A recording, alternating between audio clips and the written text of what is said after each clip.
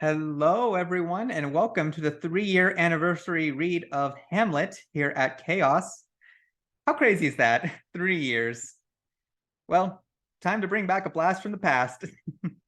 And yeah, hope you have a fun time. There will be a 10-minute intermission between acts 3 and 4. So, yeah, and have fun, everyone.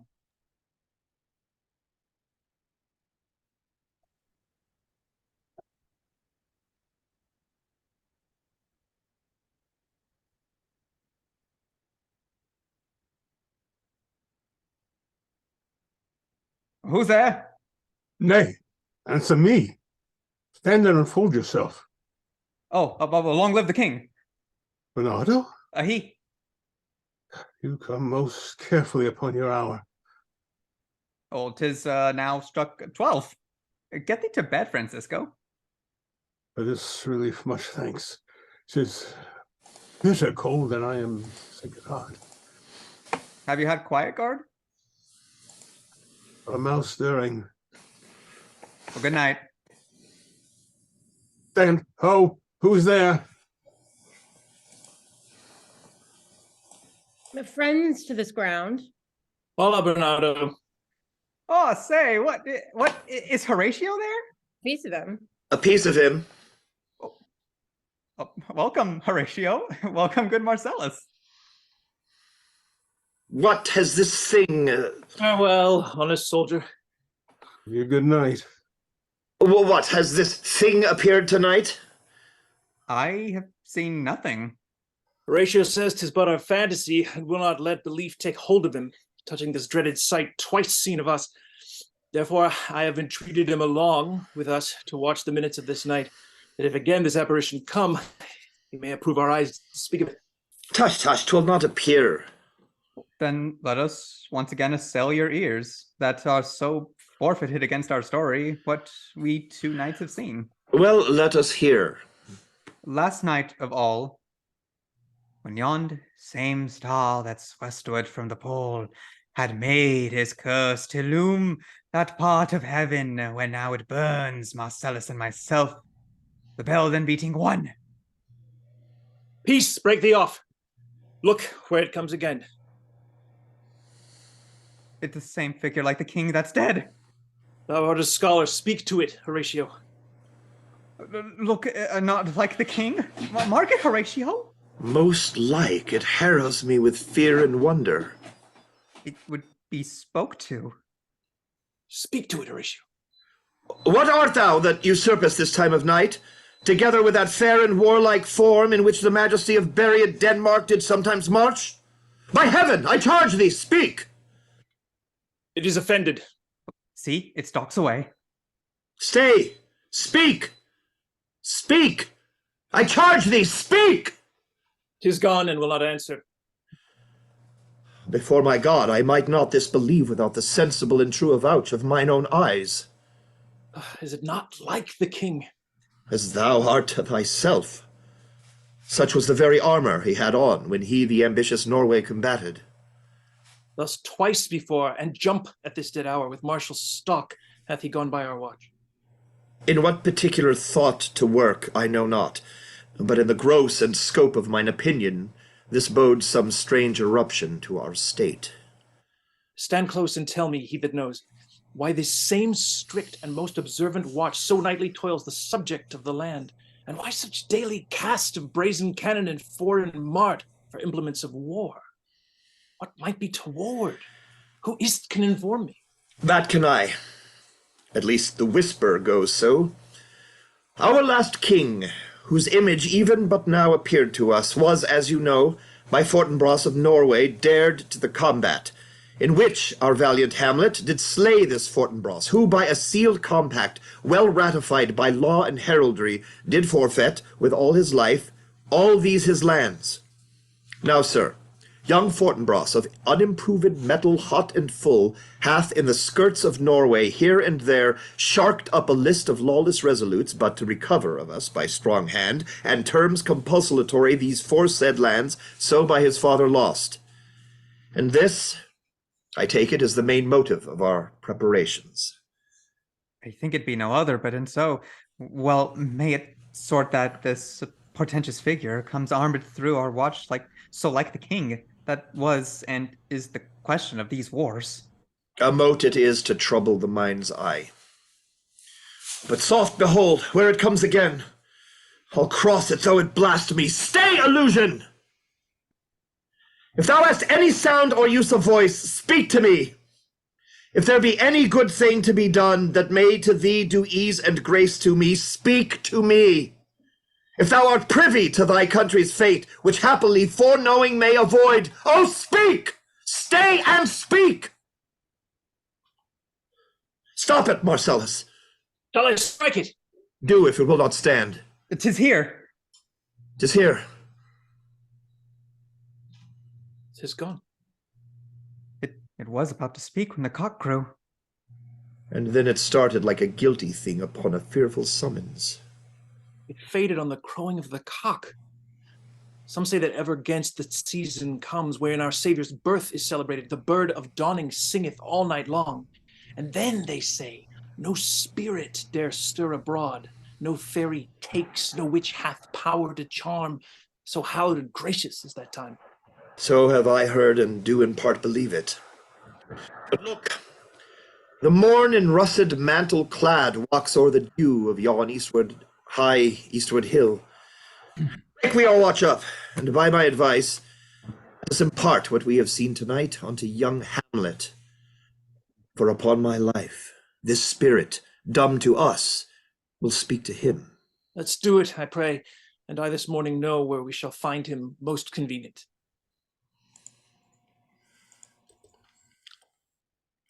Though yet of Hamlet, our dear brother's death, the memory be green, and that it us befitted to bear our hearts in grief, and our whole kingdom be contracted in one brow of woe. Yet so far hath discretion fought with nature, that we with wisest sorrow think on him, together with remembrance of ourselves. Therefore our sometime sister, now our queen, the imperial jointress of this warlike state, have we as 'twere with a defeated joy, with one auspicious and one dropping eye, with mirth in funeral and with dirge in marriage, in equal scale weighing delight and dole, taken to wife. Nor have we herein barred your better wisdoms, which have freely gone with this affair along, for all our thanks. Now follows that you know, young Fortinbras, holding a weak supposal of our worth, or thinking by our late dear brother's death our state to be disjoint and out of frame, he hath not failed to pester us with message importing the surrender of those lands lost by his father, with all bonds of law to our most valiant brother. So much for him. Now for ourselves, and for this time of meeting, thus much the business is. We have here writ to Norway, uncle of young Fortinbras, who, impotent and bedrid, scarcely hears of this his nephew's purpose to suppress his further gait herein, in that the levies, the lists, and full proportions are all made out of this subject. And we here dispatch you, good Cornelius, and you, Voltimand, for bearers of this greeting to old Norway, giving you no further personal power to business with the king more than the scope of these dilated articles allow. Farewell, and let your haste commend your duty. In that and all things will we show our duty. We doubt it not. Heartily farewell. And now, Laertes, what's the news with you? You told us of some suit. What is Laertes? You cannot speak of reason to the Dane and lose your voice. The head is not more native to the heart, the hand more instrumental to the mouth, than is the throne of Denmark to thy father. What wouldst thou have, Laertes? Dread, my lord, your leave in favor to return to France, from whence though willingly I came to Denmark to show my duty in your coronation. Yet now I must confess that duty done. my thoughts and wishes bend again toward France, and bow them to your gracious leave and pardon. Have you your father's leave? What says Polonius? He hath, my lord, wrung from me my slow leave. I do beseech you, give him leave to go. Take thy fair hour ere 'tis time be thine, and thy best graces spend it at thy will.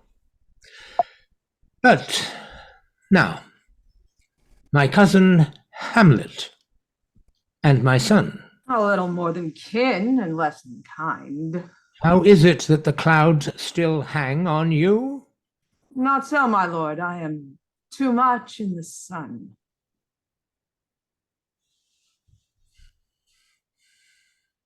What say you, mother? I cannot hear you. Forgive me. Oh, good Hamlet, cast thy nighted colour off, and let thine eye look like a friend on Denmark. Do not forever with thy veiled lid seek for thy noble father in the dust. Thou knowest 'tis common. All that lives must die, passing through nature to eternity. Aye, madam, it is common. Well, if it be, why seems it so particular with thee? Seems, madam. Nay, it is, I know not seems. 'Tis not alone my inky cloak, good mother, nor customary suits of solemn black, nor windy suspiration of forced breath, no, nor the fruitful river in the eye, nor the dejected havior of the visage, together with all forms, moods, shapes of grief that can denote me truly. These indeed seem, for they are actions that a man might play. But I have that within which passeth show. These but the trappings and the suits of woe. 'Tis sweet and commendable in your nature, Hamlet, to give these mourning duties to your father. But you must know your father lost a father. That father lost his, and the survivor bound in filial obligation for some term to do obsequious sorrow. But to persevere in obstinate condolement is a course of impious stubbornness. 'Tis unmanly grief. We pray you, throw to earth this unprevailing woe, and think of us as of a father. For let the world take note, you are the most immediate to our throne, and with no less nobility of love than which dearest father bears his son, do I impart toward you.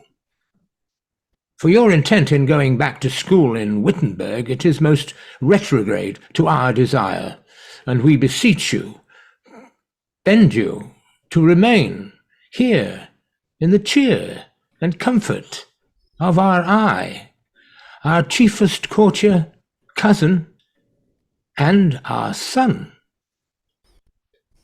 Let not thy mother lose her prayers, Hamlet. I pray thee stay with us.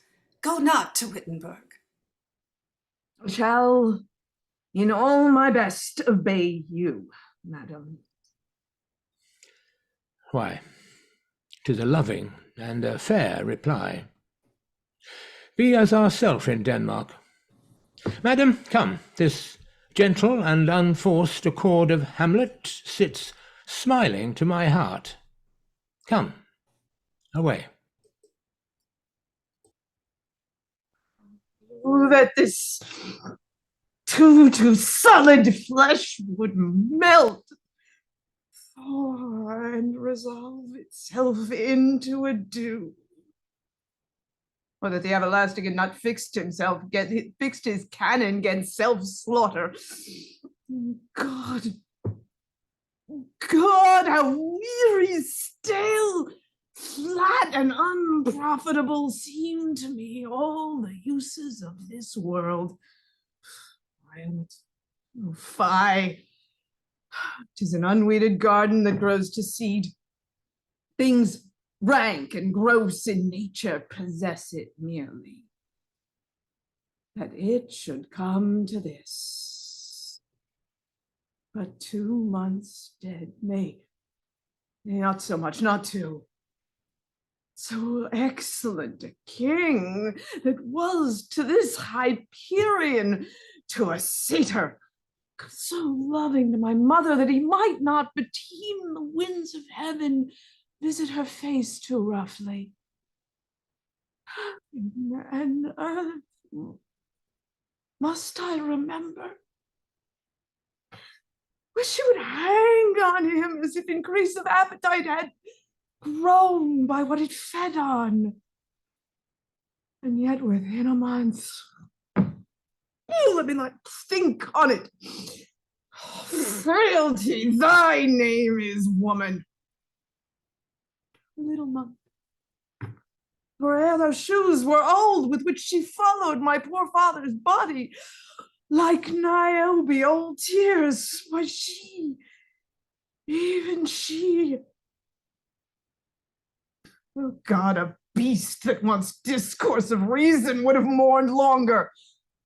Married my uncle, my father's brother, but no more like my father than I to Hercules. Within a month, ere yet the salt of most unrighteous tears had left the flushing in her gullet eyes, she married. Oh, most wicked speed to post with such dexterity to incestuous sheets. It is not, nor cannot come to good. Break my heart, for I must hold my tongue. Hail to your lordship! I'm glad to see you well, Horatio, or I do forget myself. The same, my lord, and your poor servant ever. Sir, my good friend. I'll change that name with you. And what make you from Wittenberg, Horatio? Marcellus! My good lord. I am very glad to see you. Good evening, sir. But what is your affair in Elsinore? We'll teach you to drink deep ere you depart. My lord, I came to see your father's funeral. I prithee do not mock me, fellow student. I think it was to see my mother's wedding. Indeed, my lord, it followed hard upon. Thrift, Horatio. The funeral baked meats did coldly furnish forth the marriage tables. Would I had met my dearest foe in heaven ere I had seen that day, Horatio. My father. Methinks I see my father. Where, my lord? In my mind's eye, Horatio. Ah, I saw him once. It was a goodly king. It was a man taken for all in all. I shall not look upon his like again. My lord, I think I saw him yesternight. Saw who? My lord, the king, your father. The king, my father? For God's love, let me hear. 2 nights together had these gentlemen, Marcellus and Bernardo, on their watch, in the dead waste and middle of the night, been thus encountered. A figure like your father, armed at all points exactly cap a pay, appears before them, and with solemn march goes slow and stately by them. This to me in dreadful secrecy impart they did, and I with them the 3rd night kept the watch, where, as they had delivered, both in time, form of the thing, each word made true and good, the apparition comes. I knew your father. These hands are not more like. Where was this? My lord, upon the platform where we watched. Did you not speak to it? My lord, I did, but answer made it none. It's very strange. As I do live, my honored lord, 'tis true. And we did think it writ down in our duty to let you know of it. Indeed. Indeed, sirs, but this troubles me. Hold you the watch tonight. We do, my lord. Armed, say you. Armed, my lord. From top to toe. My lord, from head to foot. Then saw you not his face? Oh yes, my lord, he wore his beaver up. What looked he, frowningly? A countenance more in sorrow than in anger. Pale or red? Nay, very pale. And fixed his eyes upon you. Most constantly. I would I had been there. It would have much amazed you. Very like. Stayed it long? While one with moderate haste might tell 100. Longer. Longer. Not when I saw it. His beard was grizzled, no. As it was as I had seen it in his life. A sable silvered. I will watch tonight. Perchance 'twill walk again. I warrant it will. If it assume my noble father's person, I'll speak to it, though hell itself should gape and bid me hold my peace. I pray you all, if you have hitherto concealed this sight, let it be tenable in your silence still. And whatsoever else shall hap tonight, give it an understanding. I will requite your loves. So, fare you well. Upon the platform twixt 11 and 12, I'll visit you. Our duty, Duty, Your Your Honor. Honor. Our duty to your honor. My father's spirit in arms. All is not well. I doubt some foul play. The night were come. Till then, sit still, my soul. Foul deeds will rise, though all the earth o'erwhelm them to men's eyes.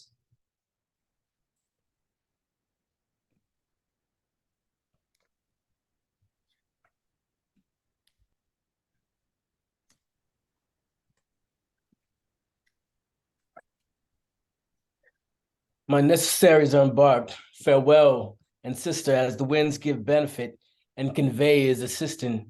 Do not sleep, but let me hear from you. Do you doubt that? For Hamlet and the trifling of his favor, hold it a fashion and a toy in blood, a violet in the youth of primy nature, forward, not permanent, sweet, not lasting, the perfume and suppliance of a minute, no more. No more, but so? Think it no more. Perhaps he loves you now. And now no soil nor cartel doth besmirch the virtue of his will. But you must fear his greatness weighed. His will is not his own. He may not, as unvalued persons do, carve for himself, for on his choice depends the safety and health of the whole state. And therefore must his choice be circumscribed unto the voice and yielding of that body, whereof he is the head. Then if he says he loves you, it fits your wisdom so far to believe it, as he in his particular act and place may give his saying deed, which is no further than the main voice of Denmark goes withal. And weigh what loss your honor may sustain. If with too credit ear you list his songs, or lose your heart, or your chastity treasure open to his unmastered importunity. Fear it, Ophelia, fear it, my dear sister, and keep you in the rear of your affection, out of the shot and danger of desire. I shall the effect of this good lesson keep as watchman to my heart. But good my brother, do not as some ungracious pastors do, show me the steep and thorny way to heaven, whilst like a puffed and reckless libertine himself the primrose path of dalliance treads, and recks not his own reed. Oh, fear me not. I stayed too long.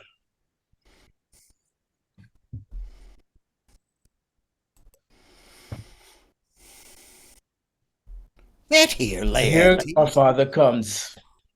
Aboard, aboard, for shame! The wind sits in the shoulder of your sail, and you are stayed for. There, my blessing with thee, and these few precepts in thy memory see thou corrector.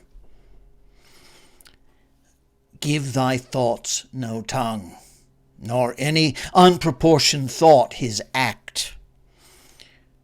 Be thou familiar, but by no means vulgar, Those friends thou hast, and their adoption tried, grapple them to thy soul with hoops of steel. But do not dull thy palm with entertainment of each new-hatched, unfledged comrade. Beware of entrance to a quarrel, but, being in, bear that the opposed may beware of thee. Give every man thy ear, but few thy voice. Take each man's censure, but reserve thy judgment. Neither a borrower nor a lender be, for a loan oft loses both itself and friend, and borrowing dulleth the edge of husbandry. This above all, to thine own self be true, and it must follow as the night the day. Thou canst not then be false to any man. Farewell. My blessing season this in thee. Most humbly, do I take my leave, my lord? Oh, the time invites you. Go, your servants tend. Farewell, Ophelia, and remember well what I have said to you. 'Tis in my memory locked. Farewell.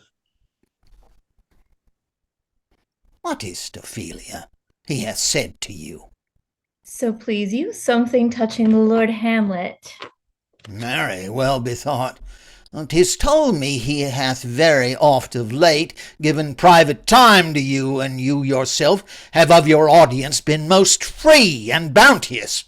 If it be so, as so 'tis put on me, and that in way of caution, I must tell you, you do not understand yourself so clearly as it behooves my daughter and your honour. What is between you? Give me up the truth. He hath, my lord, of late made many tenders of his affection to me. Affection? Pooh! You speak like a green girl, unsifted in such perilous circumstance. You believe his tenders, as you call them?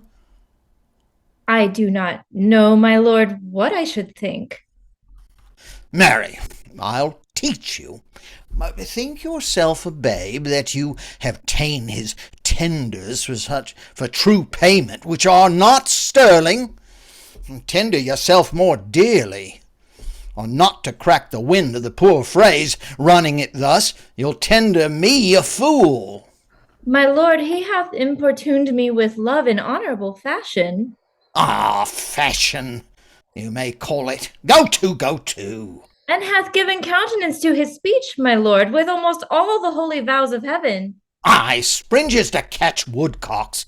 I do know when the blood burns how prodigal the soul lends the tongue vows.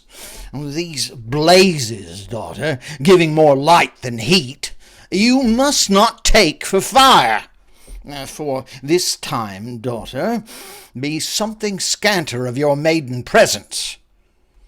For Lord Hamlet believes so much in him that he is young, and with a larger tether may he walk than may be given you.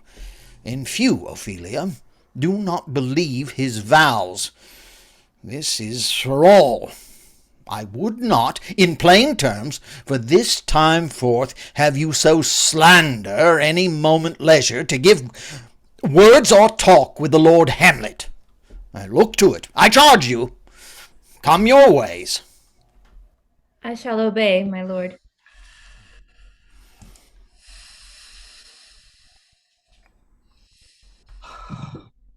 The air bites shrewdly.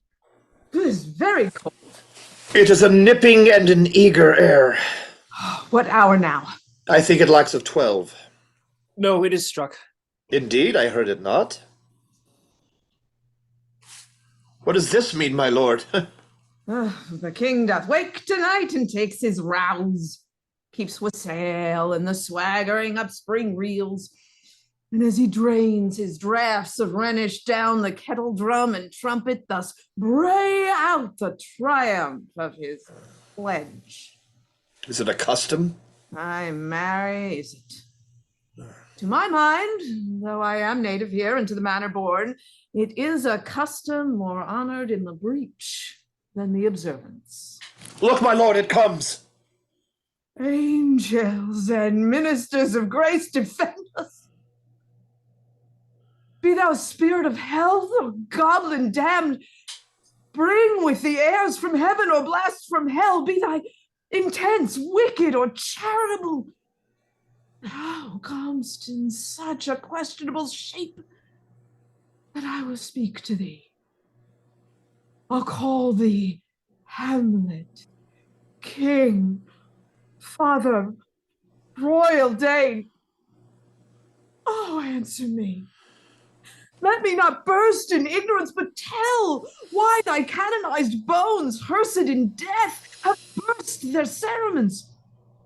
Why the sepulchre, when we saw thee quietly interred, hath oped his ponderous and marble jaws to cast thee up again. What may this mean? It beckons you to go away with it, as if some impartment did desire to you alone. It waves you to a more removed ground, but do not go with it. No, by no means. It will not speak. Then I will follow it. Do not, my lord. Why, what should be the fear? I do not set my life at a pin's fee. And for my soul, what can it do to that, being a thing immortal as itself? It waves me forth again, I'll follow it. What if it tempt you toward the flood, my lord, or to the dreadful summit of the cliff, and there assume some other horrible form which might deprive your sovereignty of reason and draw you toward madness? It waves me still. Go on, I'll follow thee. You shall not go, my lord. Hold off your hands! Be ruled, you shall not go! My fate cries out!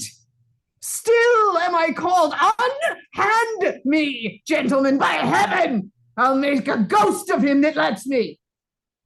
I say away. Go on, I'll follow thee. He waxes desperate with imagination. Let's follow. 'Tis not fit thus to obey him. Have after. To what issue will this come? Something is rotten in the state of Denmark. Heaven will direct it. Nay, let's follow him.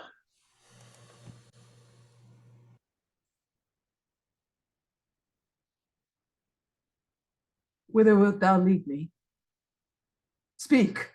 I'll go no further. Mark me. I will. My hour is almost come, when I to sulphurous and tormenting flames must render up myself.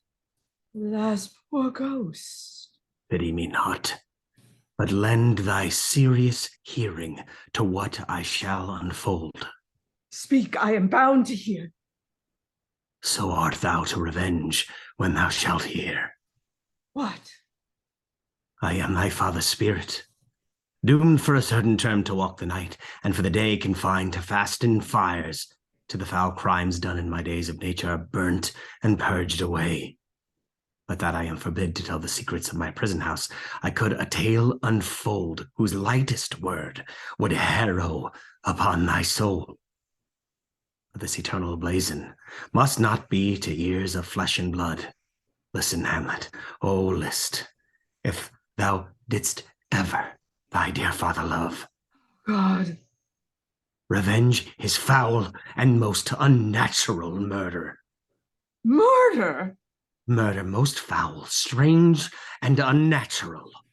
Haste me to know it, that I with wings as swift as meditation or the thoughts of love may sweep to my revenge. Now, Hamlet, here, 'tis given out that sleeping in my orchard, a serpent stung me.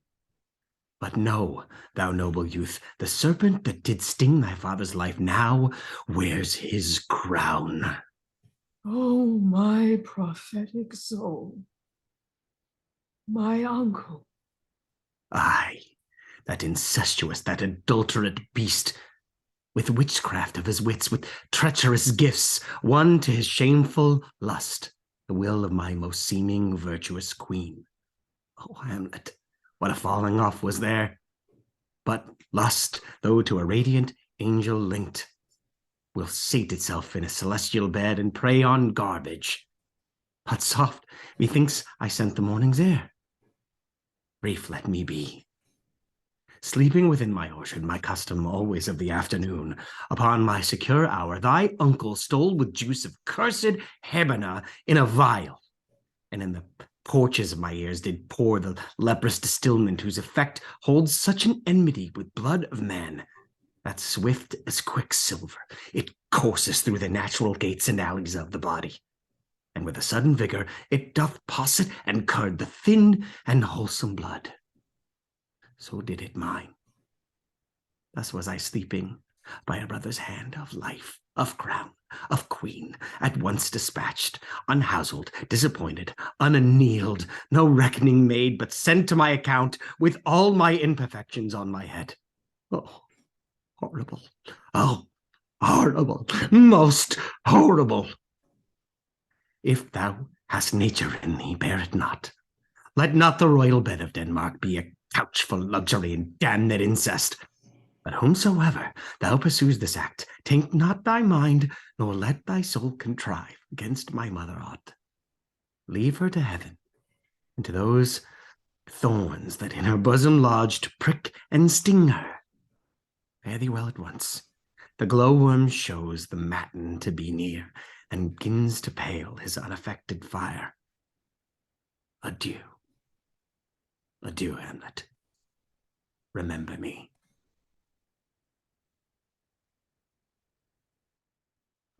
Oh, you host of heaven. Oh, earth. What else? And shall I couple hell? Oh, fly! Hold my heart, and you, my sinews, grow not instant old, but bear me stiffly up. Remember thee. I, the poor ghost, while whose memory holds a seat in this distracted globe, remember thee?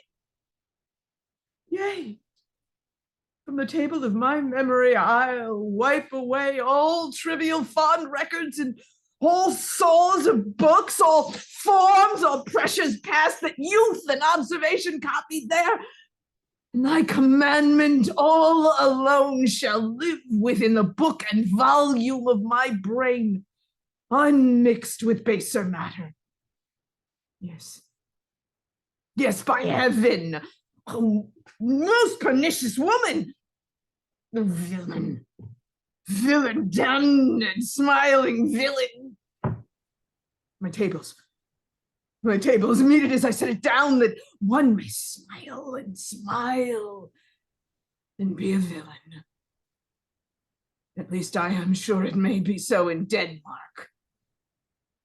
So, uncle, there you are. Now to my word, it is adieu, adieu, remember me. I have sworn it. My lord, my lord! Lord Hamlet! Heaven secure him! So be it. Oh, oh, my lord. come and come! How is my noble lord? What news, my lord? Oh, wonderful. Good my lord, tell it. No, you'll reveal it. Not I, my lord, by heaven. Nor I, my lord. But you'll be secret. Aye, by heaven, my lord. Aye, by heaven, my lord. There's ne'er a villain dwelling in all Denmark, but he's an arrant knave. There needs no ghost, my lord, come from the grave to tell us this. Well, right. You're in the right. And so, without more circumstance at all, I hold it fit that we shake hands and part. You as your business and desire shall point you, for every man hath business and desire, such as it is, and for my own poor part, I will go pray. These are but wild and whirling words, my lord. I am sorry they offend you heartily. Yes. There is no heartily. offense, my lord. Yes, by St. Patrick, but there is, Horatio, and much offense too. Touching this vision here is an honest ghost. That, let me tell you. For your desire to know what is between us, or master it as you may. And now, good friends, give me one poor request. What is it, my lord? We will. Never make known what you have seen tonight. My Lord, we will not. Nay, but swear it. In faith, my lord, not I. Nor I, my lord, in faith. Upon my sword. We have sworn, my lord, already. Indeed, upon my sword, indeed.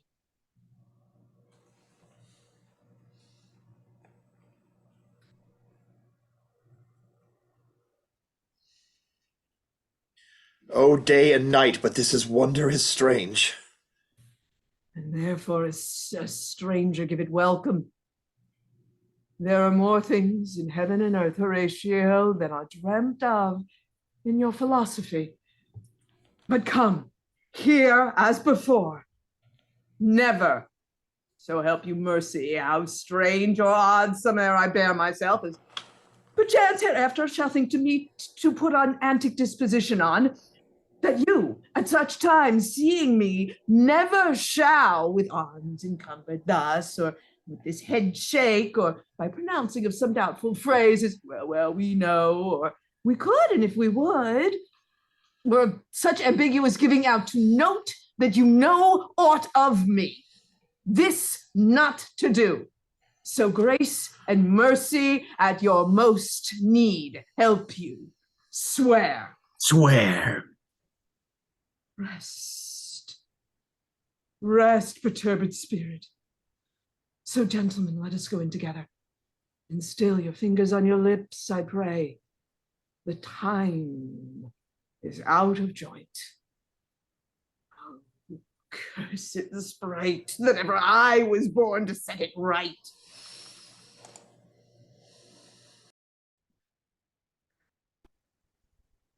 How now, Ophelia? What's the matter? Oh, my lord, I have been so affrighted. With what in the name of God? My lord, as I was sewing in my closet, Lord Hamlet, with his doublet all unbraced, pale as his shirt, his knees knocking each other, and with a look so piteous in purport, as if he had been loosed out of hell to speak of horrors, he comes before me. Mad for thy love? My lord, I do not know, but truly I do fear it. Oh, what said he? He took me by the wrist and held me hard. Then he goes to the length of all his arm, and with his other hand thus o'er his brow he falls to such perusal of my face as a would draw it. Long stayed he so. At last he raised a sigh so piteous and profound that it did seem to shatter all his bulk and his being.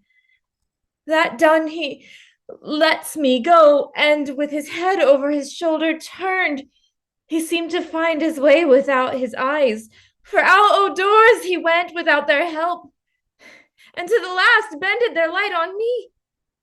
Oh, this is the very ecstasy of love, whose violent property foredoes itself and leads the will to desperate undertakings. What, have you given him any hard words of late? No, my good lord, but as you did command, I did repel his letters and denied his access to me. That hath made him mad. I am sorry that with better heed and judgment I had not quoted him. I feared he did but trifle and meant to rack thee, but beshrew my jealousy. By heaven, it is as proper to our age to cast beyond ourselves in our opinions as it is common for the younger sort to lack discretion. Come, go we to the king. This must be known. Welcome, dear Rosencrantz and Guildenstern. Moreover, that we much did long to see you, the need we have to use you did provoke our hasty sending. Something have you heard of Hamlet's transformation? What it should be, more than his father's death, that thus hath put him in so much from the understanding of himself, I cannot dream of. I entreat you both to draw him on to pleasures, and to gather so much as from occasions you may glean, whether aught to us unknown afflicts him thus that, opened, lies within our remedy. Good gentleman, he hath talked much of you, and sure I am 2 men there is not living to whom he more adheres.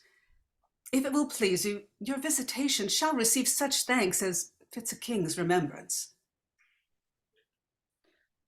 Both your majesties might, by the sovereign power you have of us, put your dread pleasures more into command than to entreat. But we both obey, and here give up ourselves in the full bent to lay our service freely at your feet, to be command.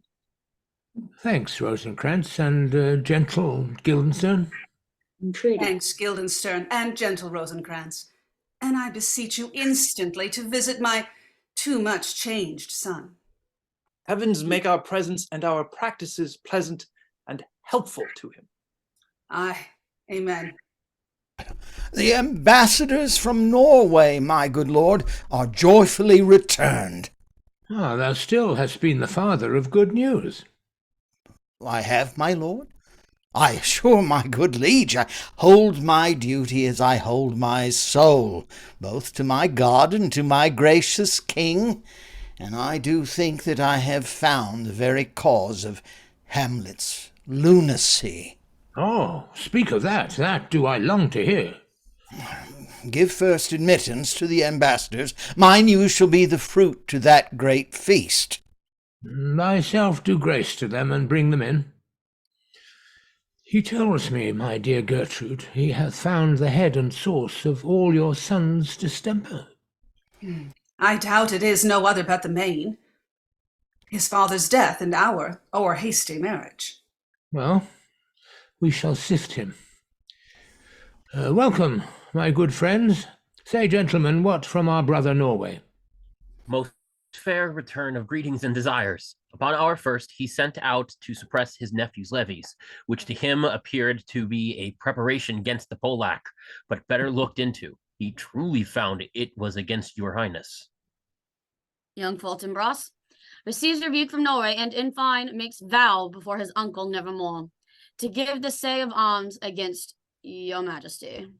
Whereon old Norway, overcome with joy, gives him commission to employ those soldiers so levied, as before, against the Polack, with an entreaty herein further shown that it might please you to give a quiet pass through your dominions. It likes as well, and at our more considered time we'll read it. Meantime, we thank you for your well-took labour. Most welcome home.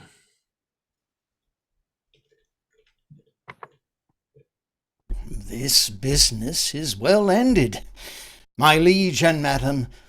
To expostulate what majesty should be, what duty is, why, day is day, night, night, and time is time, were nothing but to waste night, day, and time. Therefore, since brevity is the soul of wit, and tediousness the limbs and outward flourishes, I will be brief. Your noble son is mad.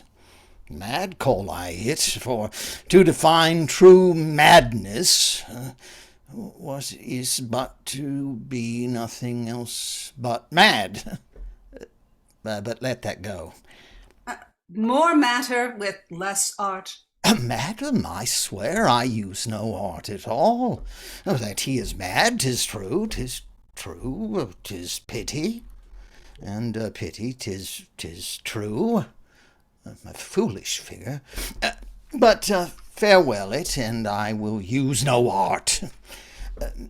Mad let us grant him, then. And now remains that we find out the cause of this effect, or rather say the cause of this defect, for this effect defective comes by cause. Thus it remains, and the remainder thus perpend. I have a daughter, have whilst she is mine, who in her duty and obedience, mark, hath given this. Now gather and surmise. To the celestial and my soul's idol, the most beautified Ophelia. Oh, that's an ill phrase, a vile phrase. Beautified is a vile phrase, but you shall hear.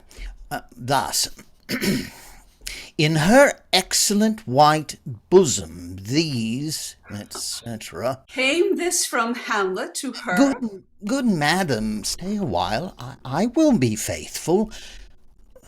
Doubt thou the stars are fire, doubt that the sun doth move, doubt true love to be a liar, but never doubt I love thine evermore, Hamlet. This in obedience hath my daughter shown me. But how hath she received his love? What do you think of me? As a man of faithful and honourable. I would fain prove so. But what might you think when I had seen this hot love on the wing? As I perceived it, I must tell you that, before my daughter told me, what might you, or my dear Majesty your Queen here, think? Had I given my heart a winking, mute and dumb, or looked upon this love with idle sight, what might you think? No, I went round to work, and my young mistress thus I did bespeak. Lord Hamlet is a prince out of thy star. This must not be. And then I precepts gave her that she should lock herself from his resort.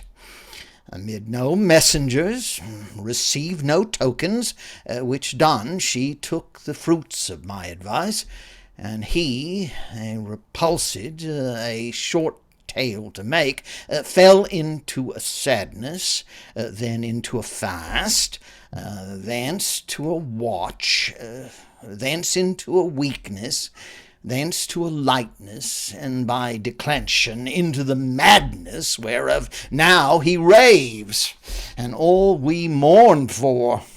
Do you think 'tis this? It may be, very like. Take this from this, if this be otherwise. How may we try it further?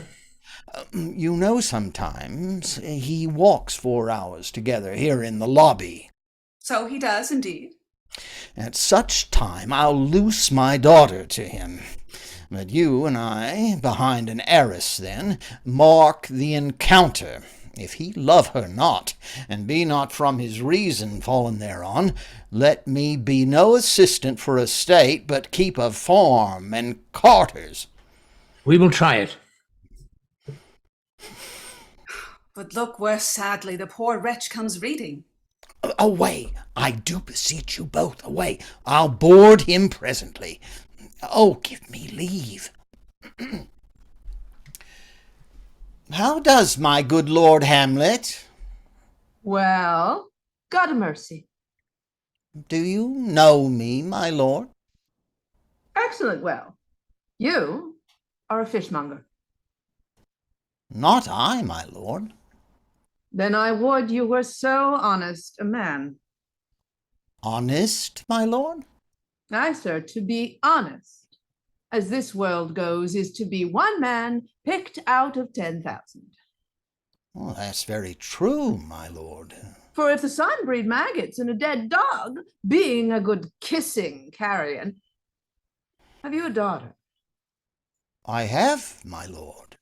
Let her not walk in the sun. Conception is a blessing, but as your daughter may conceive, friend, look to it. How say you by that? Still harping on my daughter. Yet he knew me not at first. He said I was a fishmonger. He is far gone, and truly in my youth I suffered such extremity for love, very near this. I'll speak to him again. What do you read, my lord? Words. Words. Words. What is the matter, my lord? Between who? I mean the matter that you read, my lord. Slanders, sir. For the satirical rogue says here that old men have gray beards, that their faces are wrinkled, their eyes purging thick amber and plum tree gum, oh, and that they have a plentiful lack of wit, together with most weak hams. All which, sir, though I most powerfully and potently believe, yet I hold it not honesty to have it thus set down.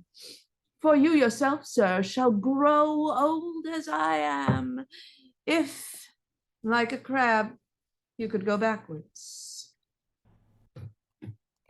Though this be madness, yet there is method in't. Will you walk out of the air, my lord? Into my grave. Well, indeed, that is out of the air. How pregnant sometime his replies are.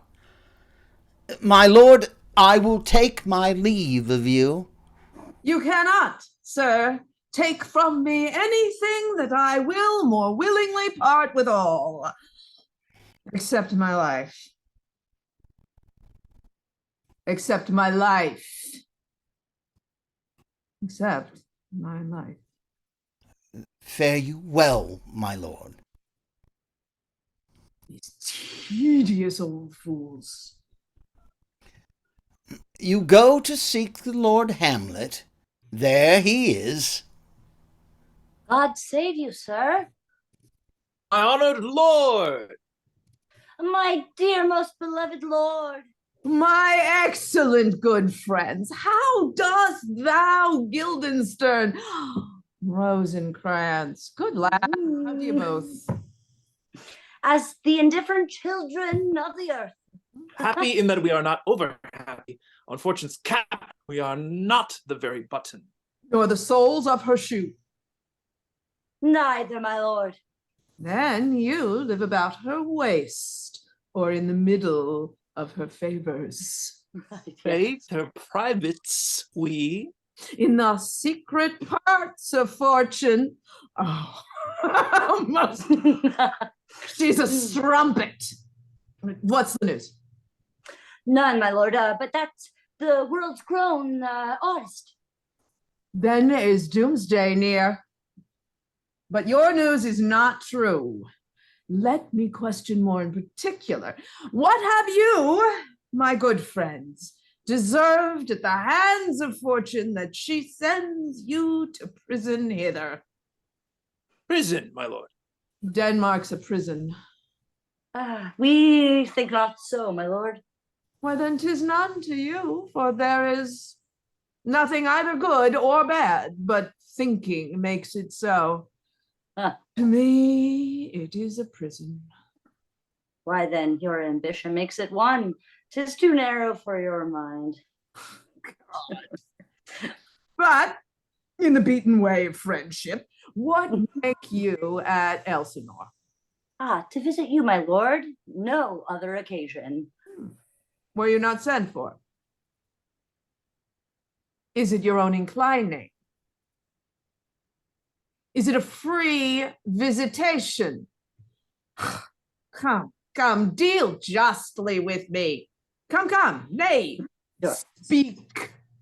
What should we say, my lord? Why, anything but to the purpose.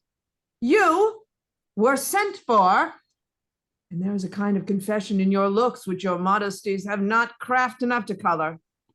I know the good king and queen have sent for you. To what end, my lord? That you must teach me. But let me conjure you by the rights of our fellowship, be even and direct with me, whether you were sent for or no. If you love me, hold not off. My lord, we were sent for. I will tell you why. So shall my anticipation prevent your discovery, and your secrecy to the king and queen molt no feather. I have, of late, but wherefore I know not, lost all my mirth, forgone all custom of exercise, and indeed it goes so heavily with my disposition that this goodly frame, the earth, seems to me a sterile promontory. This most excellent canopy, the air, look you, this brave o'erhanging firmament, this majestical roof, fretted with golden fire. Why, it appears no other thing to me than a foul and pestilent congregation of vapors.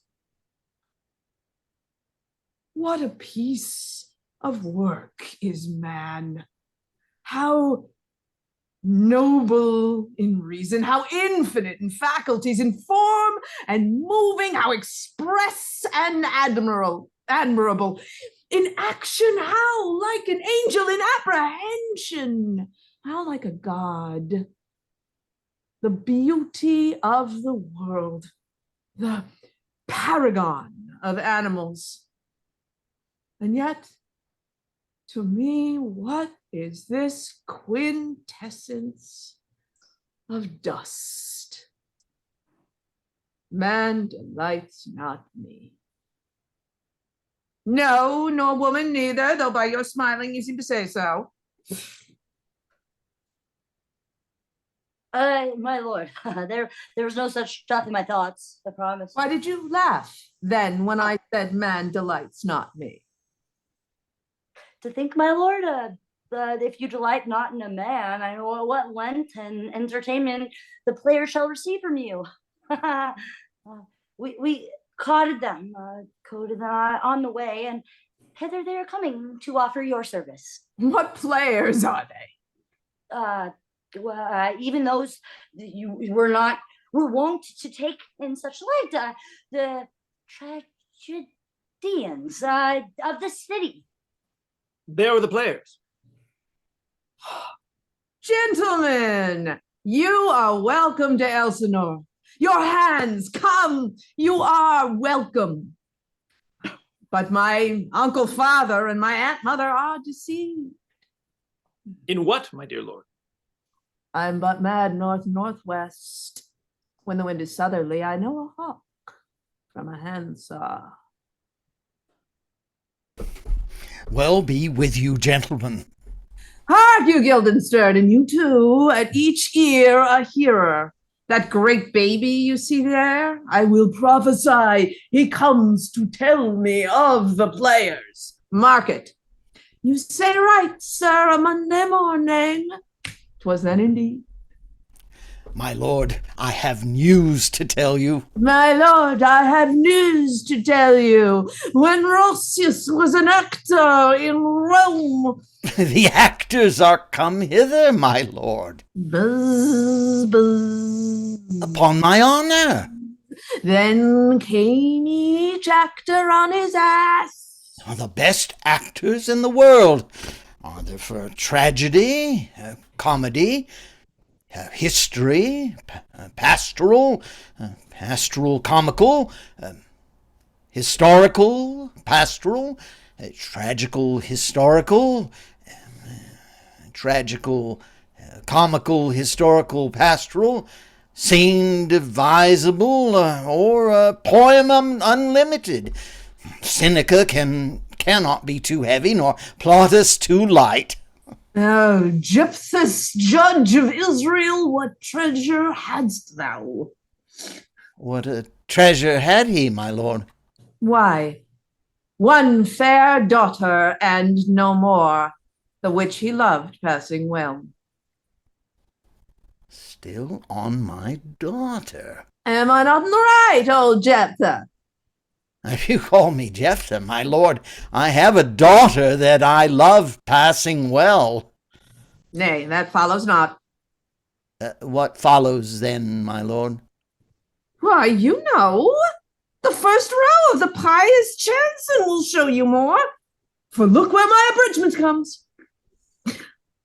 You are welcome, masters, welcome all. I am glad to see thee well.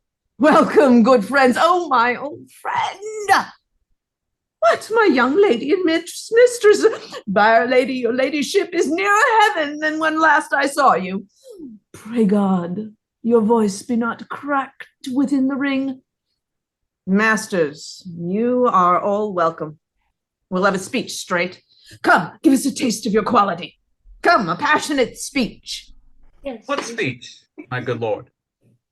I heard they speak me a speech once, but it was never acted, or if it was, not above once. For the play, I remember, pleased not the million. 'Twas Aeneas' tale to Dido, and especially where he speaks of Priam's slaughter. If it live in your memory, begin at this line. Let me see. The rugged Pyrrhus, like the Hyrcanian beast, 'tis not so. It begins with Pyrrhus, the rugged Pyrrhus, he whose sable arms, black as his purpose, did the night resemble when he lay couched in the ominous horse, hath now this dread and black complexion smeared with heraldry more dismal. Head to foot, now is he total guiles, roasted in wrath and fire, and thus orsized with coagulate gore, with eyes like carbuncles, the hellish Pyrrhus, old grandsire Bryan seeks. So proceed you. 'Fore God, my lord, well spoken, and with good accent and good discretion.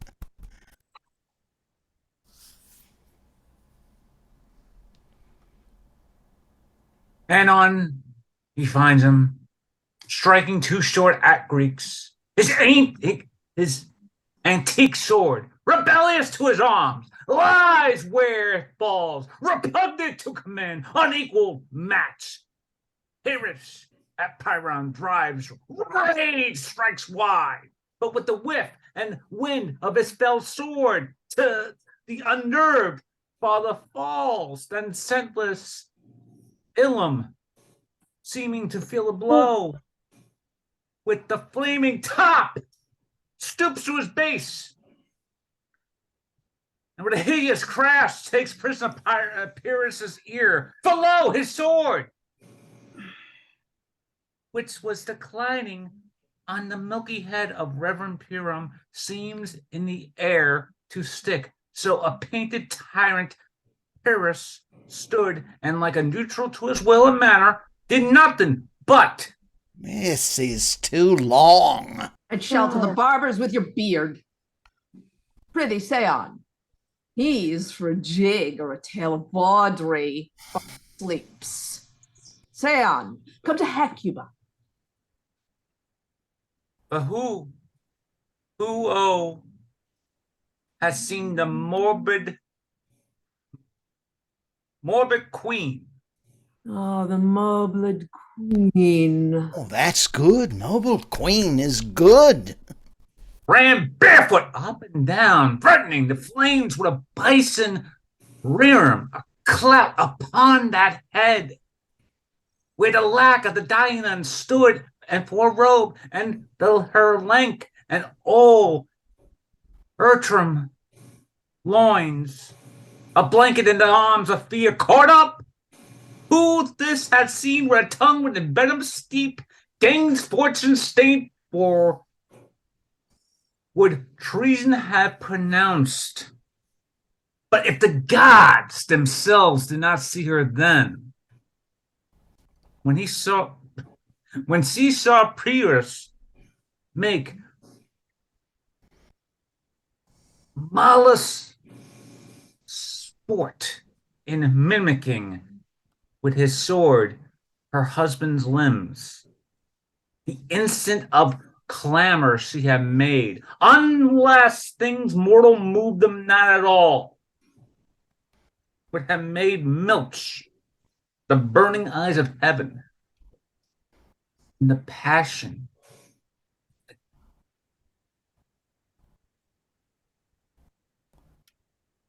Look where he has not turned his colour. He has tears in his eyes. Pray thee no more. 'Tis well. I'll have thee speak out the rest of this soon. Good my lord, will you see the players well bestowed? Do ye hear? Let them be well used, for they are the abstracts and brief chronicles of the time. My lord, I will use them according to their desert. God's bodkins, man, much better. Use every man after his desert, and who should scape whipping? Come, sirs. Follow him, friends. We'll hear a play tomorrow. Follow that lord, and look you mock him not. My good friends, I'll leave you till night. You are welcome to Elsinore. Good, my friends, yes. Now I'm alone. Oh, what a rogue and peasant slave am I!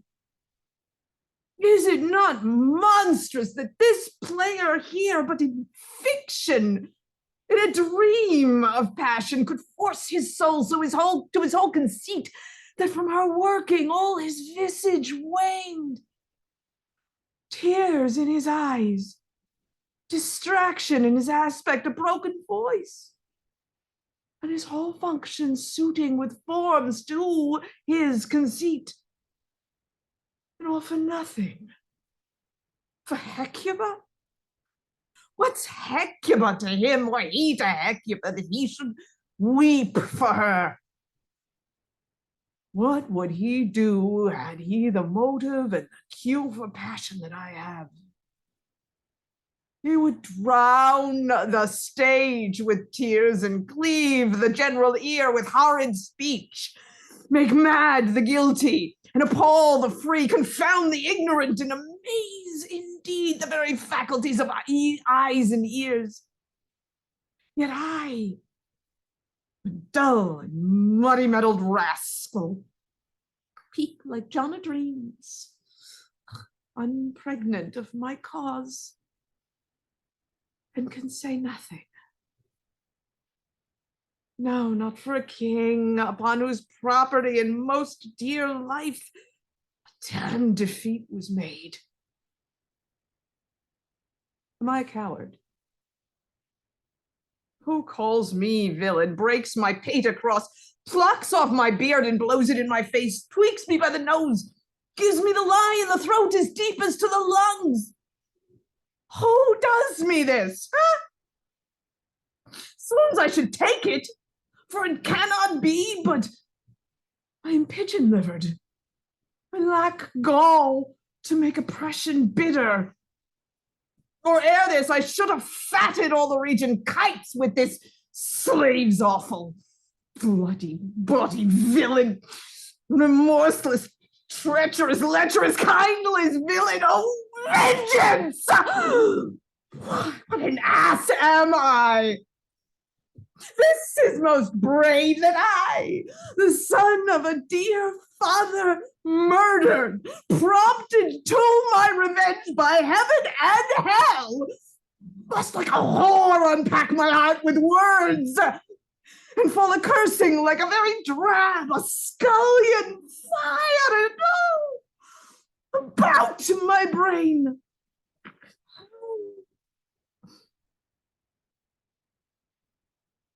I've heard the guilty creatures sitting at a play have by the very cunning of the scene been struck so to the soul that presently they have proclaimed their malefactions. For murder, though it have no tongue, will speak with most miraculous organ. I'll have these players play something like the murder of my father before mine uncle. Observe his looks. I'll tent him to the quick if it but blench.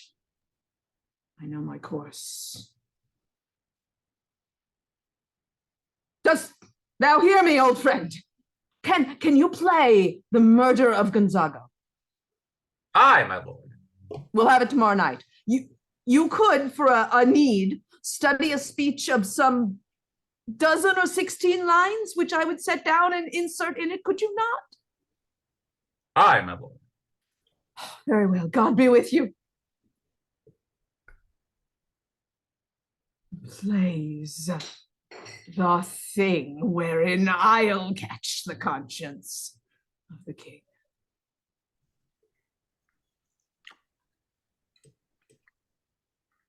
And can you by no drift of conference get from him why he puts on this confusion?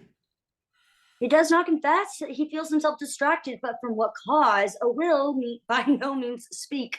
Nor do we find him forward to be sounded, but with a crafty madness keeps aloof when we would bring him on to some confession of his true state. Did he receive you well? Most like a gentleman. But with much forcing of his disposition. Did you essay him to any pastime? Madam, it felt so out of that certain players, like who we overwrought on the way. Of these we told him. And there it did seem in him a kind of joy to hear of it. They are about the court, and as I think, they have already ordered this night to play before him. 'Tis most true, and he beseech me to entreat your majesties to hear and see the matter. With all my heart, and it doth much content me to hear him so incline. Good gentlemen, give him a further edge, and drive his purpose into these delights. We shall, my lord. Sweet Gertrude, leave us too, for we have closely sent the Hamlet hither, that he, as 'twere by accident, may here affront Ophelia. Her father and myself, lawful espials, will so bestow ourselves that, seeing unseen, we may of their encounter frankly judge, if it be the affliction of his love, or no, that he thus suffers for. I shall obey you. And for your part, Ophelia, I do wish that your good beauties be the happy cause of Hamlet's wildness. So shall I hope your virtues will bring him to his wonted way again, to both your honors. Madam, I wish it may. Ophelia, walk you here. Read on this book. That show of such an exercise may color your loneliness. I hear him coming. Let's withdraw, my lord. To be or not to be? That is the question. Whether 'tis nobler in the mind to suffer the slings and arrows of outrageous fortune, or to take arms against a sea of troubles, and by opposing end them, to die, to sleep no more. And by a sleep to say we end the heartache and the thousand natural shocks that flesh is heir to. 'Tis a consummation devoutly to be wished, to die, to sleep. To sleep, perchance to dream. God, there's the rub.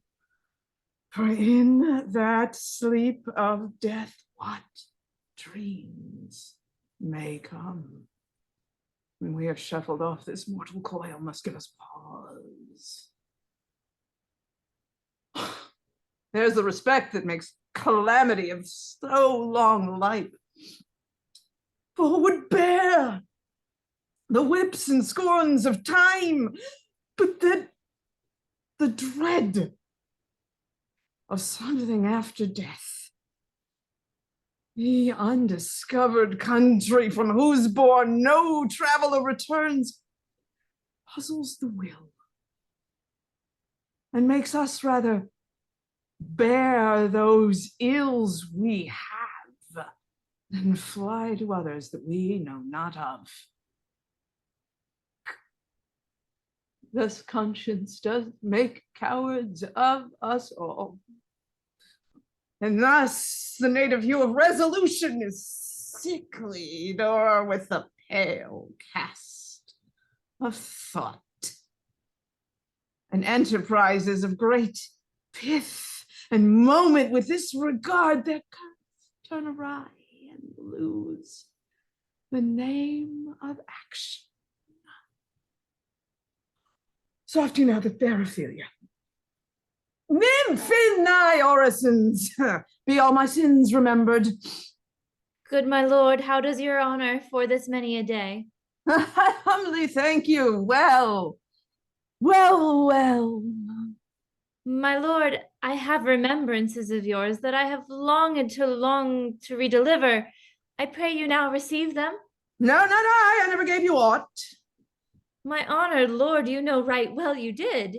And with them words of so sweet breath composed as made these things more rich, their perfume lost. Take these again, for to the noble mind, rich gifts wax poor when givers prove unkind. There, my lord.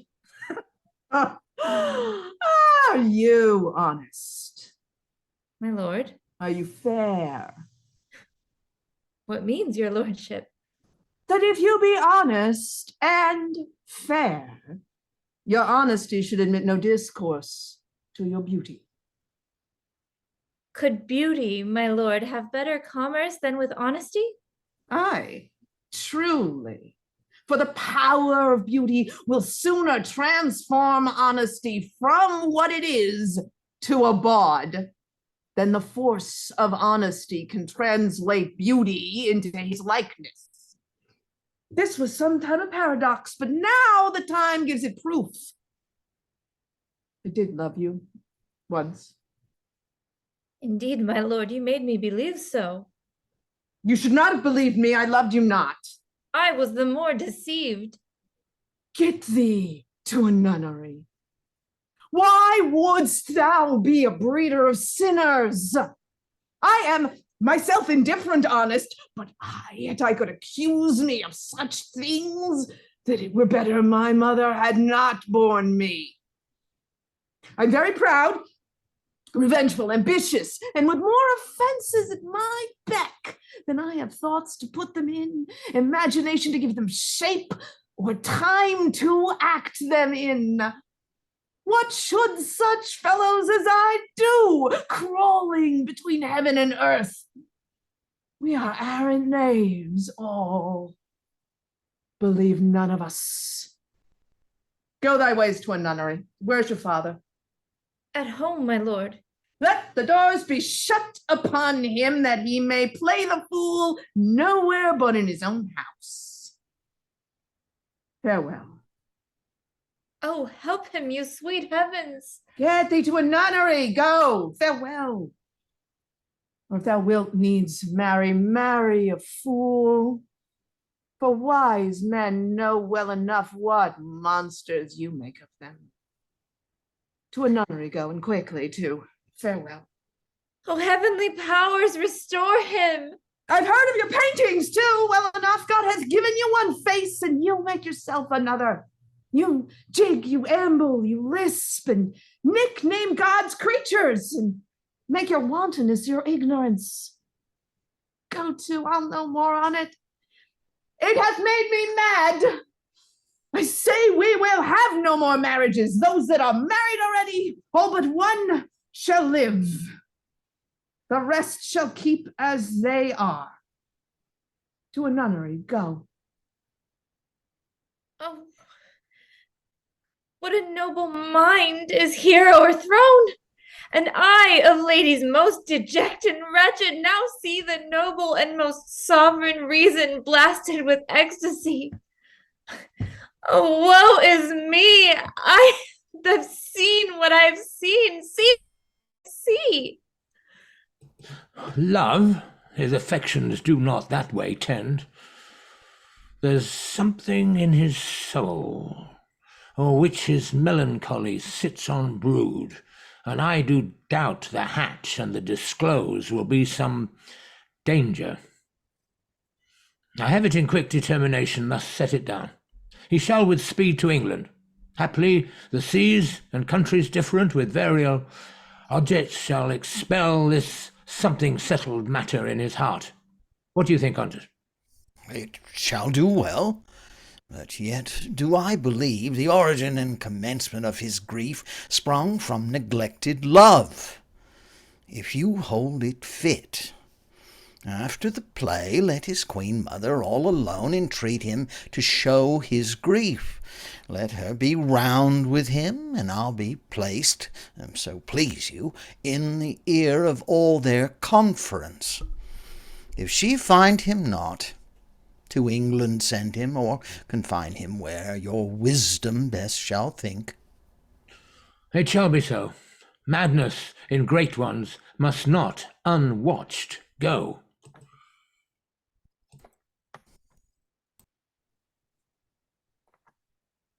Speak the speech, I pray you, as I pronounced it to you, trippingly on the tongue. But if you mouth it, as many of your players do, I had as lief the town crier and spoke my lines. Nor do not saw the air too much with your hand thus, but use all gently. For in the very torrent, tempest, and, as I may say, whirlwind of your passion, you must acquire and beget a temperance that may give it smoothness. I warrant your honor. Be not too tame, neither, but let your own discretion be your tutor.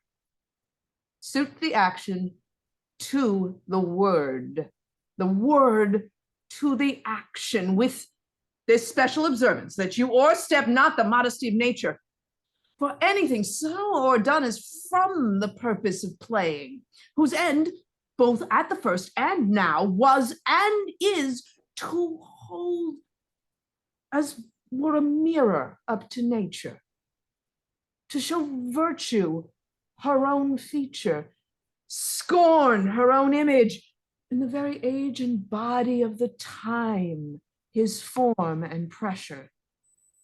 Now this overdone or come tardy off, though it make the unskilled laugh, cannot but make the judicious grieve. The censure of the which one must, in your allowance, o'erweigh a whole theatre of others. I hope we have reformed that indifferently with us, sir. Oh, reform it all together. Go, make you ready. How now, my lord? Will the king hear this piece of work? And the queen too, and that presently. Bid the players make haste. Will you two help to hasten them? We will, my lord. What ho, Horatio! Here, sweet lord, at your service. Horatio, thou art even as just a man as ere my conversation coped. Oh, my dear lord. I do not think I flatter. Dost thou hear? Since my dear soul was mistress of her choice and could of men distinguish her election, she sealed thee for herself. And blessed are those whose blood and judgment are so well commingled that they have not a pipe for fortune's finger to sound what stop she pleased. Give me that man that is not passion's slave, and I will wear him in my heart's core. Aye, in my heart of heart, as I do thee. Something too much of this. There's a play tonight before the king.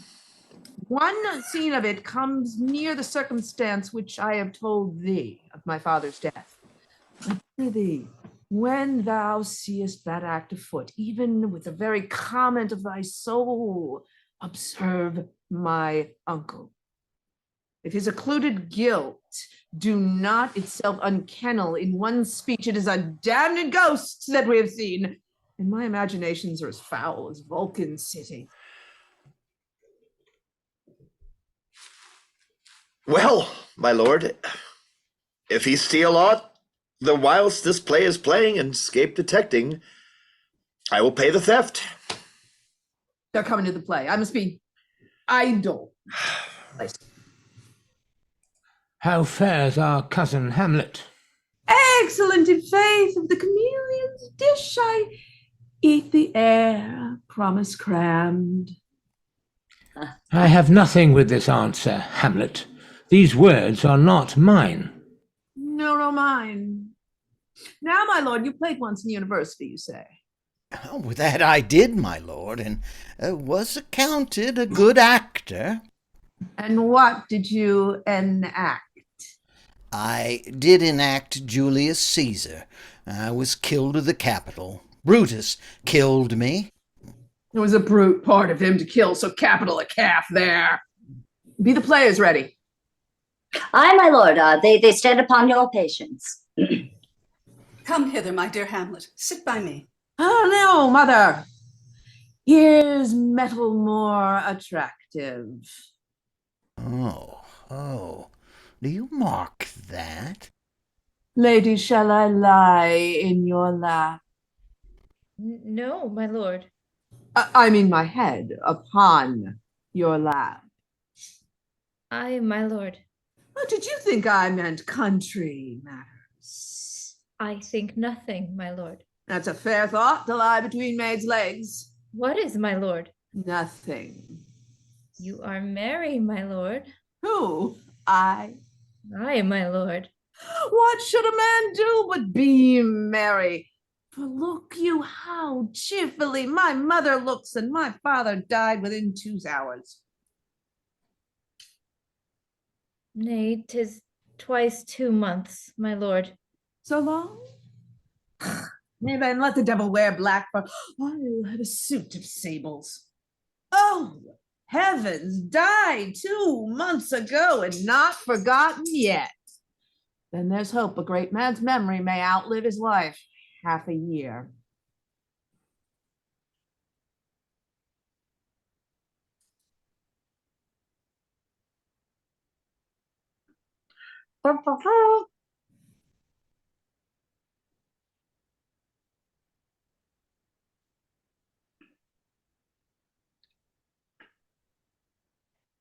What means this, my lord? We shall know by this fellow.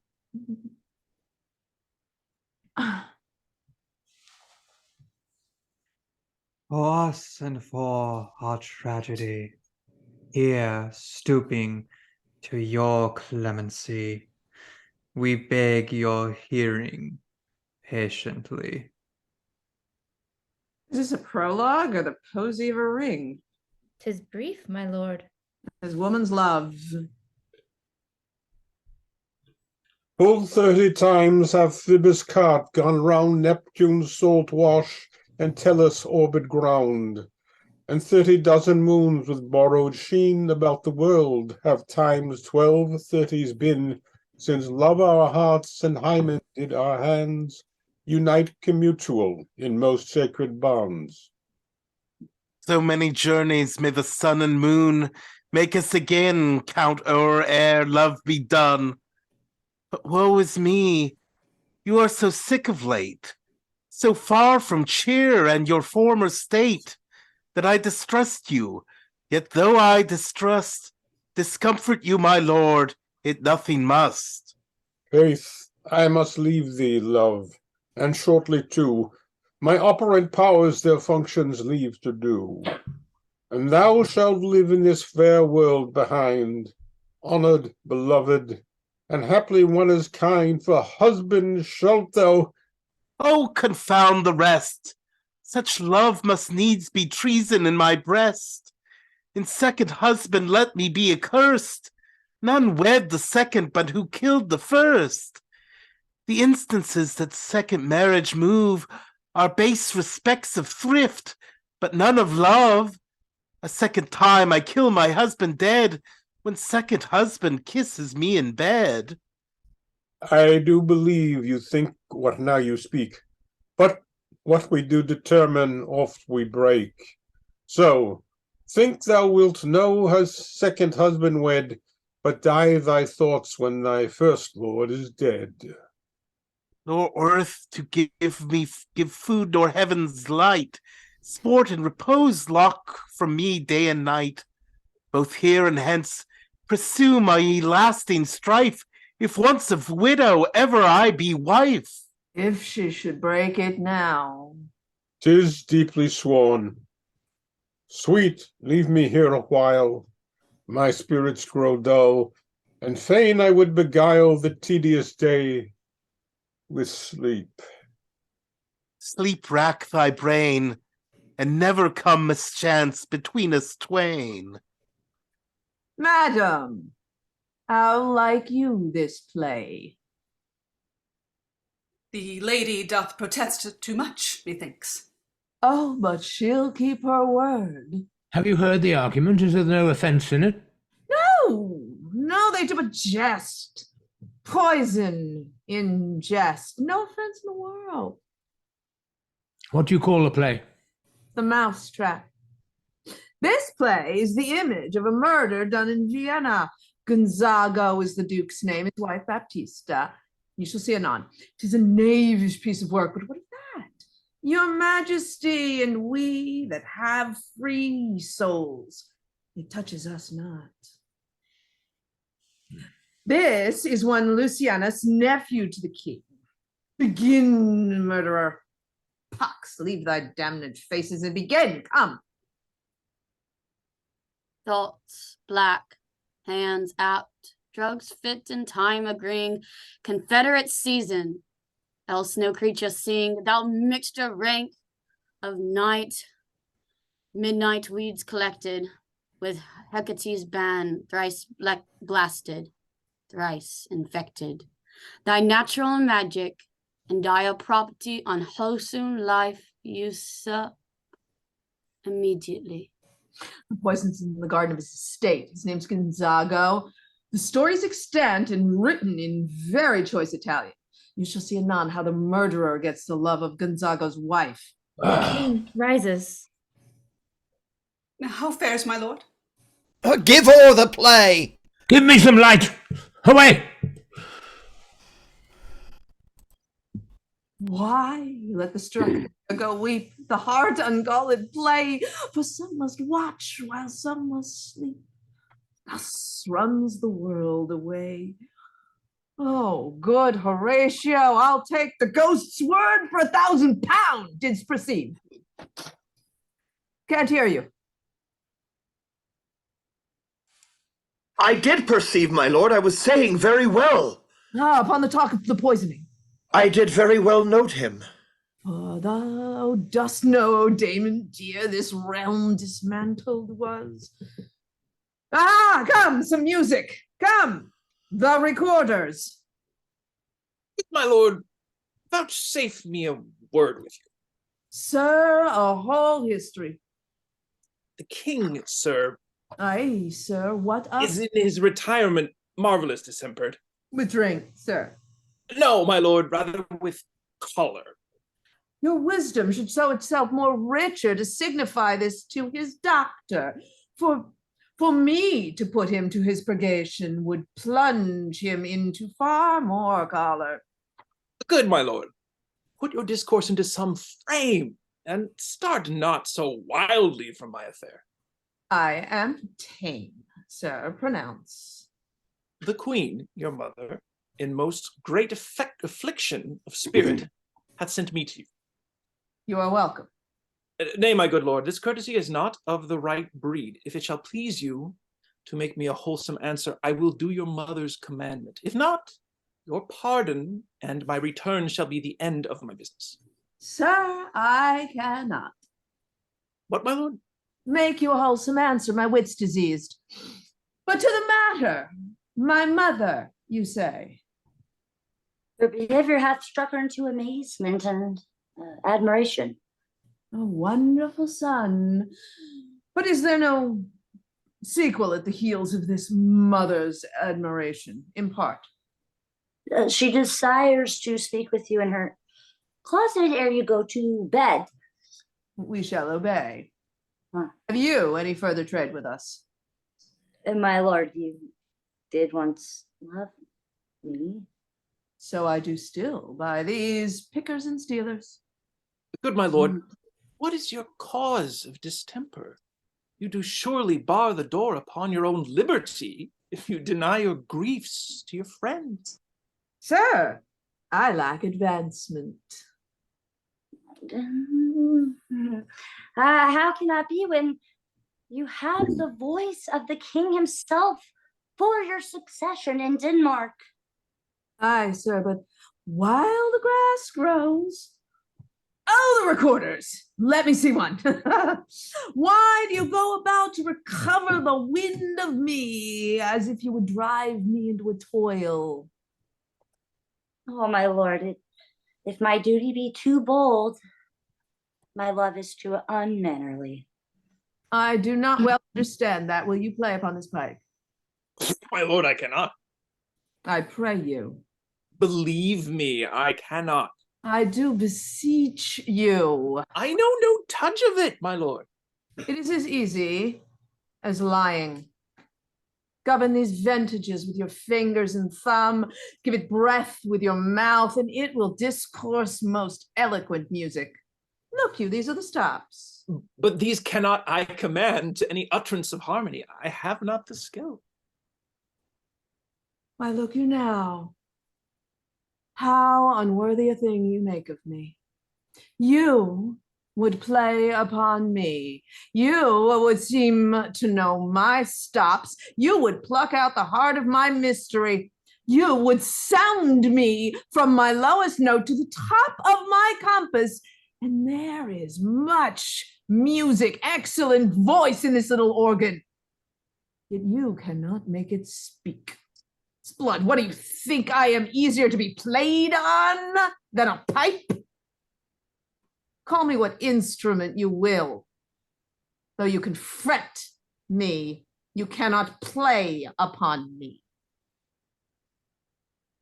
God bless you, sir. My lord, the Queen would speak with you, and presently. Do you see yonder cloud that's almost in the shape of a camel? By the mass, and 'tis like a camel, indeed. Methinks it's like a weasel. It is backed like a weasel. Or very like a whale. Very like a whale. Then I will come to my mother by and by. I will say so. By and by is easily said. Leave me, friends. 'Tis now the very witching time of night, when churchyards yawn and hell itself breathes out contagion to this world. Now could I drink hot blood and do such bitter business as the day would quake to look on. Soft. Now to my mother. I will speak daggers to her, but use none. My tongue and soul in this be hypocrites. How in my words somever should be shent to give them seals, never my soul consent.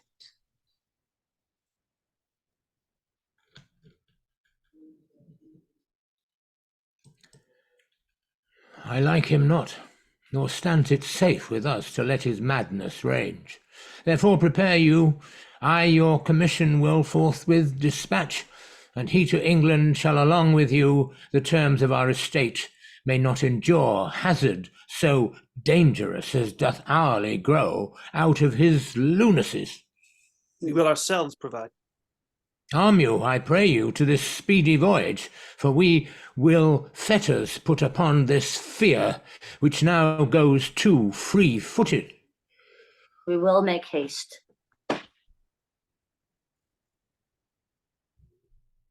My lord, he's going to his mother's closet.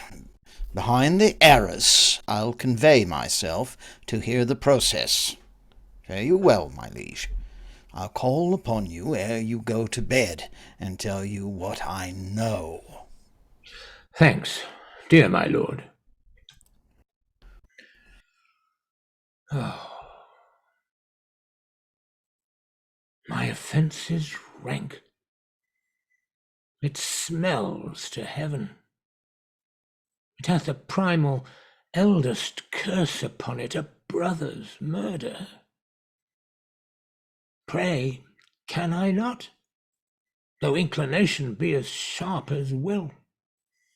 My stronger guilt defeats my strong intent, and like a man to double business bound, I stand in pause where I shall first begin, and both neglect. What if this cursed hand were thicker than itself with brother's blood? Is there not rain enough in the sweet heavens to wash it white as snow? Whereto serves mercy but to confront the visage of offence?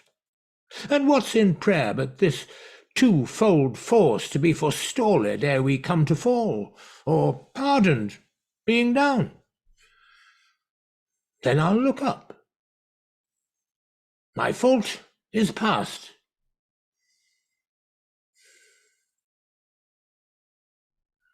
But oh, what form of prayer can forgive me my foul murder? That cannot be, since I am still possessed of those effects for which I did the murder. My crown, my own ambition, and my queen. May one be pardoned and retain the offence? Oh, wretched state! Oh, bosom black as death! Oh, limed soul, and struggling to be free, art more engaged! Help, angels! Make us say. Bow, stubborn knees, and heart with strings of steel, be soft as sinews of the newborn babe.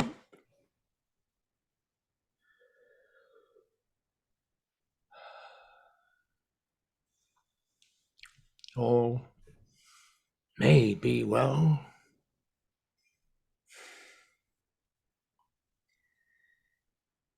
Now might I do it, Pat? Now is a praying, and now I'll do it, and so it goes to heaven. And so am I revenged. That would be scanned. A villain kills my father, and for that I, his sole son, do this same villain send to heaven. Why, this is hire and salary, not revenge. It took my father grossly, full of bread, with all his crimes broad blown, as flush as May. And how his audit stands, who knows, save heaven? And am I then revenged to take him in the purging of his soul, when he is fit and seasoned for his passage? No. Up, sword, and know thou a more horrid hint, when he is drunk asleep, or in his rage, or in the incestuous pleasure of his bed, gaming, swearing, or about some act that has no relish of salvation in it. Then trip him, that his heels may kick at heaven, and that his soul may be as damned and black as hell, whereto it goes. My mother stays. This physic but prolongs thy sickly days.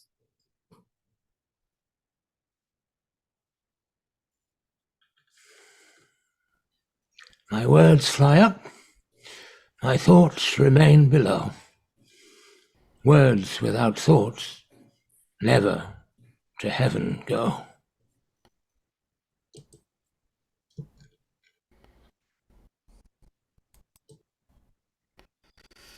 He will come straight. Look you lay home to him. Tell him his pranks have been too broad to bear with, and that your grace hath screened and stood between much heat and him. I'll silence me e'en here. Pray you, be round with him. I'll warrant you. Fear me not. Withdraw. I hear him coming.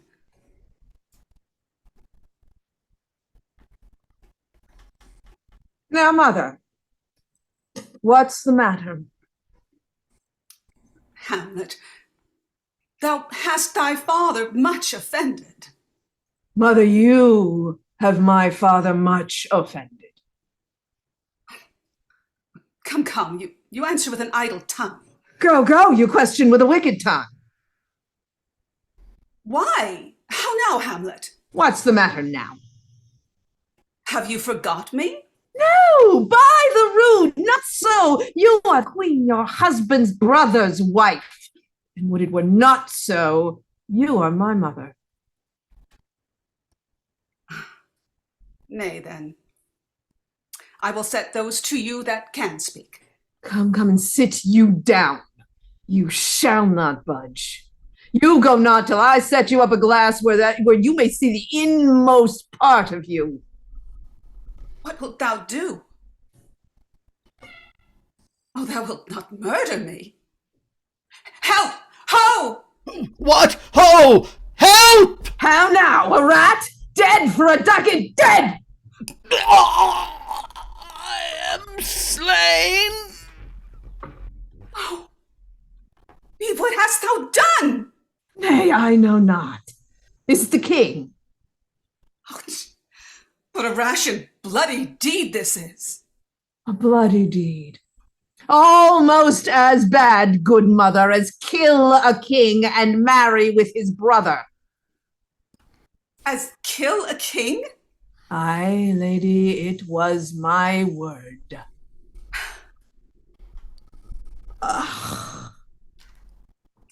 Thou wretched, rash, intruding fool. Farewell. I took thee for thy better.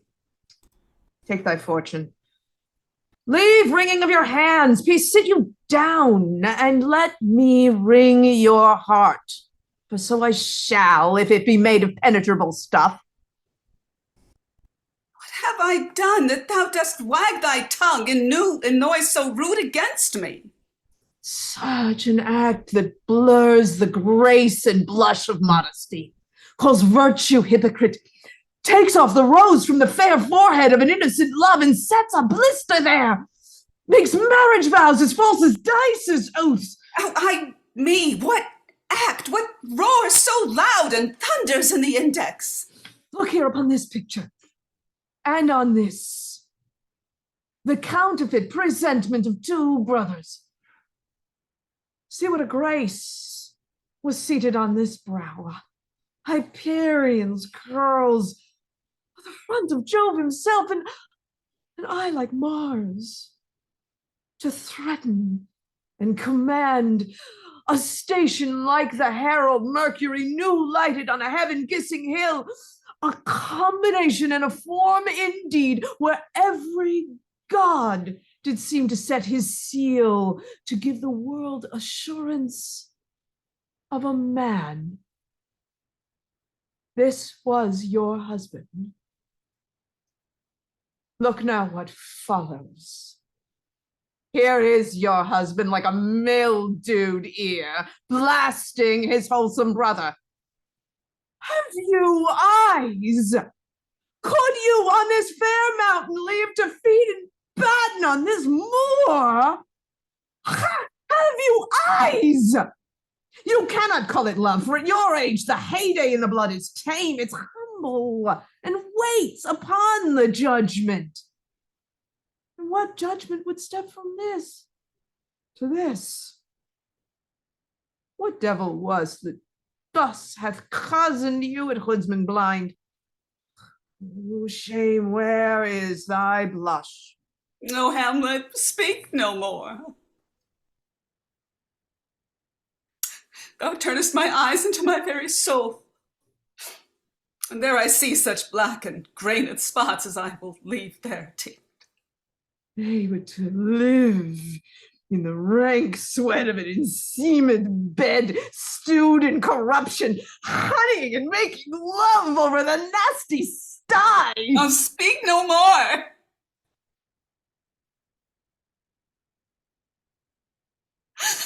Those words like daggers enter my ears. No more, sweet Hamlet. A murderer and a villain. A slave that is not 20th part the tithe of your precedent lord. A vice of kings, a cut purse of the empire and the rule, that from a shelf the precious diadem stole and put it in his pocket. No more! A king of shreds and patches. Save me and hover on me with your wings, you heavenly gods. What would you, gracious figure? Oh, alas, he is mad. Do you not come your tardy son to chide that lapsed in time and passion? Let's go by the important acting of your dread command. Oh, stay. Do not forget. This visitation is but to whet thy almost blunted purpose. But look, amazement on thy mother sits. Oh, step between her and her fighting soul. Speak to her, Hamlet. How is't with you, lady? Oh, alas, how is it with you? That you do bend your eye on vacancy, and with the incorporeal air do hold discourse. Whereon do you look? On him, on him. Look you how pale he glares. Do not look upon me, lest with this piteous action you convert my stern effects. To whom do you speak? Do you see nothing there? Nothing at all. Yet all that is I see. Nor did you nothing hear? No, nothing but ourselves. Oh, I look you how it steals away. My father in his habit as he lived. Look where he goes, even now, out at the portal. Oh, this is the very coinage of your brain. This bodiless creation, ecstasy's very cunning in. Ecstasy. My pulse, as yours, doth temperately keep time, and makes a healthful music. It is not madness that I have uttered. Bring me to the test, and I the matter will reword which madness would gamble from. Mother, for love of grace, lay not that flattering unction to your soul that not your trespass, but my madness speaks. It will but skin and film the ulcerous place, whilst rank corruption, mining all within, infects unseen. Confess yourself to heaven. Repent what's past. Avoid what is to come.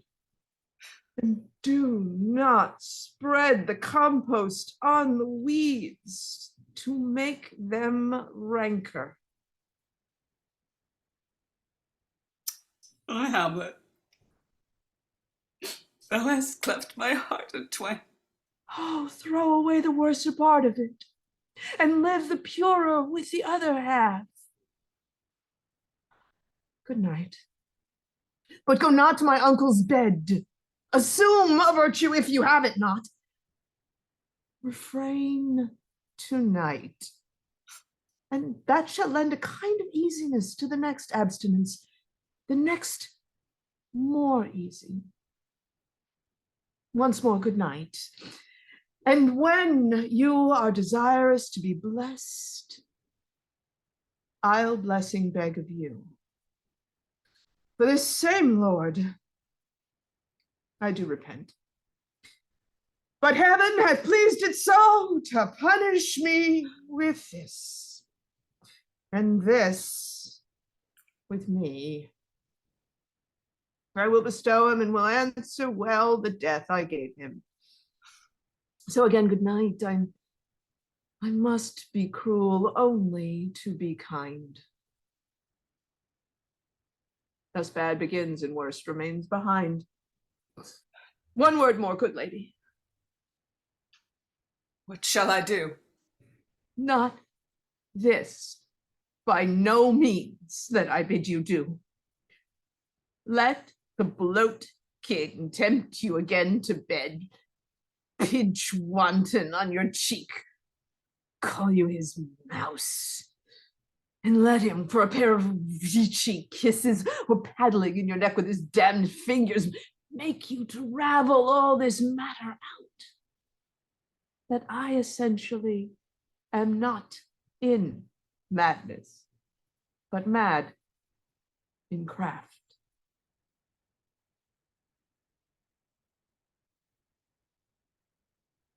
Be thou assured. If words be made of breath and breath of life, I have no life to breathe what thou hast said to me. I must to England, you know that. Lack, I forgot. 'Tis so concluded on. There's letters sealed, my 2 schoolfellows, who I will trust as I will trust adders fanged. They bear the mandate. They must sweep my way and marshal me to knavery. Let it work, for 'tis the sport to have the engineer hoist with his own petard, and shall go hard, but I will delve 1 yard below their minds and blow them to the moon. Oh, 'tis most sweet when in one line 2 crafts directly meet. This man shall send me packing. I'll lug the guts into the neighbor room. Mother, good night, indeed. This counselor is now most still, most secret, and most grave. Who was in life a foolish, prating knave. Come, sir, to draw toward an end with you. Good night, mother.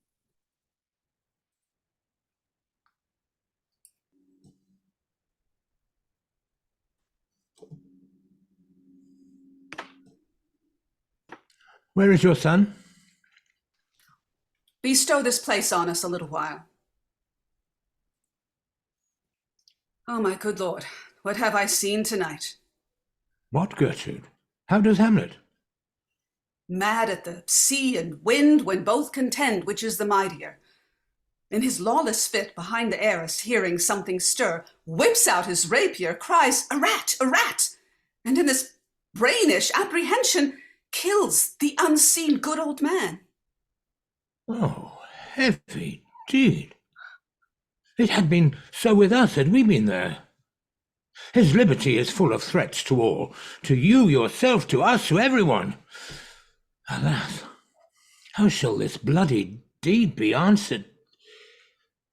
It will be laid to us, whose providence should have kept short, restrained, and out of haunt this mad young man. Where is he gone? To draw apart the body he hath killed, or whom his very madness shows itself pure, weeps for what is done. Oh, Gertrude, come away. The sun no sooner shall the mountains touch, but we shall ship him hence. And this vile deed we must with all our majesty and skill both countenance and excuse. Oh, Guildenstern! Friends, both, go join you with some further aid. Hamlet in madness hath Polonius slain, and from his mother's closet hath he dragged him. Go seek him out, speak fair, and bring the body into the chapel. I pray you, haste in this. Come, Gertrude, we'll call up our wisest friends and let them know both what we mean to do and what's untimely done. Oh, come away. My soul is full of discord and dismay.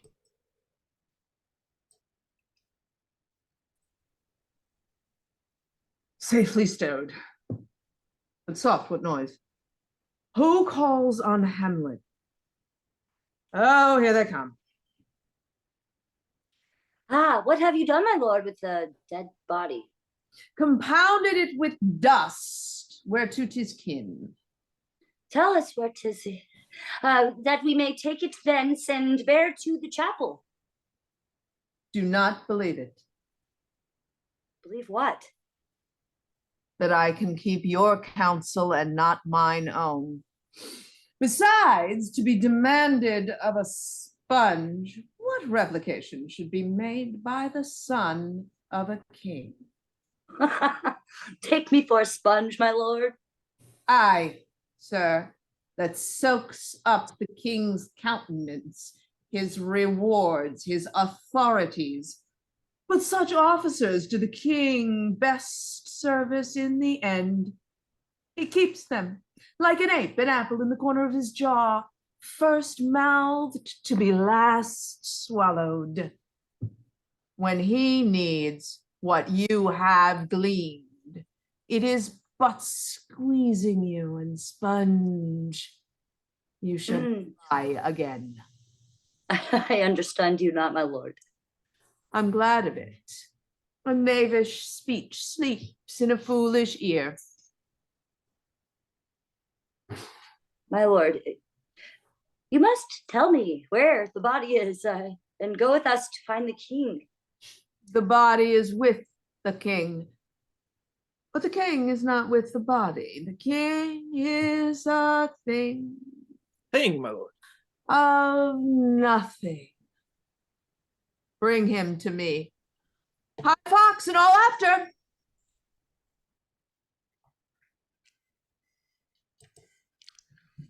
I have sent to seek him and to find the body. How dangerous is it that this man goes loose? Yet must we not put the strong law on him?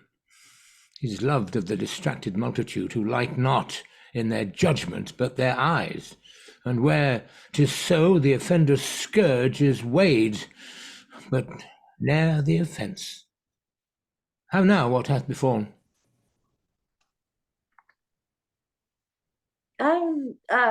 Where the dead body is bestowed, my lord, we cannot get from him.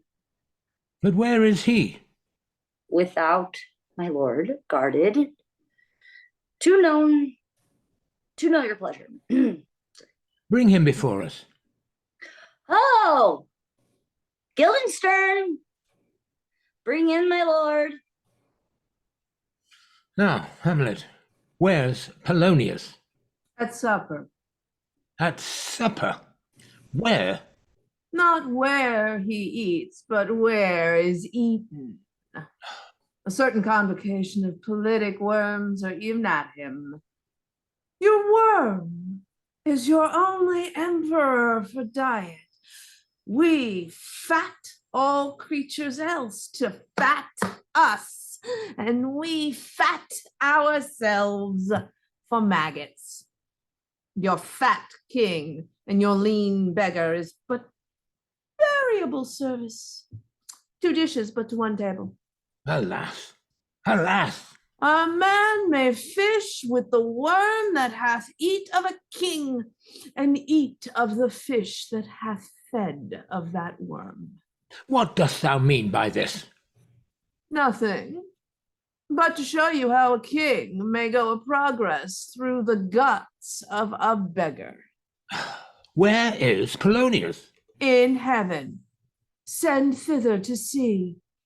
If your messenger find him not there, seek him in the other place yourself. But if indeed you find him not within this month, you shall nose him as you go up the stairs into the lobby. Go seek him there. I will stay till you come. Hamlet, this deed of thine, for thine especial safety, which we do tender, as we dearly grieve for that which thou hast done, must send thee hence with fiery quickness. Therefore, prepare thyself. The bark is ready, and the wind at help, the associates tend, and everything is bent for England. For England! Aye, Hamlet. Good. So it is, if thou knewest our purposes. I see a cherub that sees them. But come for England! Farewell, dear mother. Thy loving father, Hamlet. My mother. Father and mother is man and wife. Man and wife is one flesh and soul. My mother. Come for England. Follow him at foot. Tempt him with speed aboard. Delay it not. I have him hence tonight. And England, if my love thou hold'st at aught, thou mayst not coldly set our sovereign process, which imports at full, by letters congruing to that effect, the present death of Hamlet. Do it, England, for like the hectic in my blood he rages, and thou must cure me. Till I know 'tis done, howe'er my haps, my joys were ne'er begun.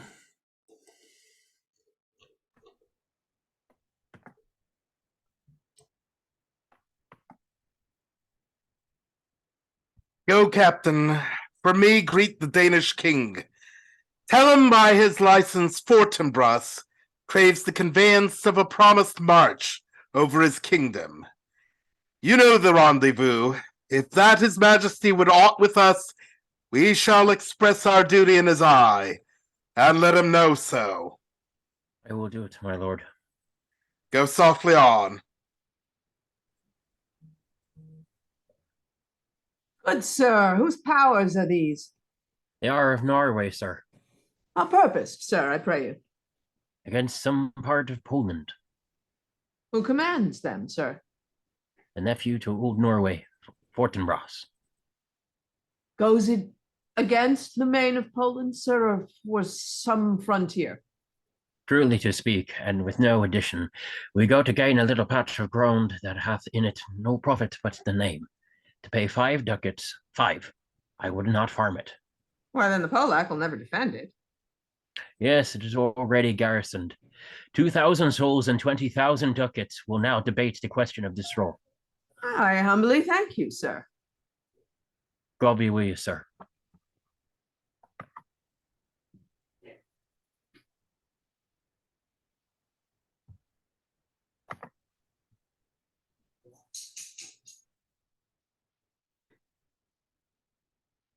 I'll be with you straight. Go a little before.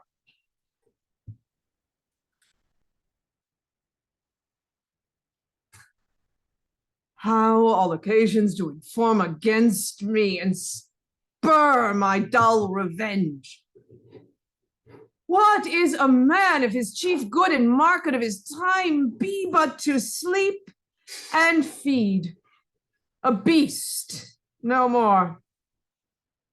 Sure, he that made us with such large discourse, looking before and after, gave us not that capability and godlike reason to fuss in us, unused.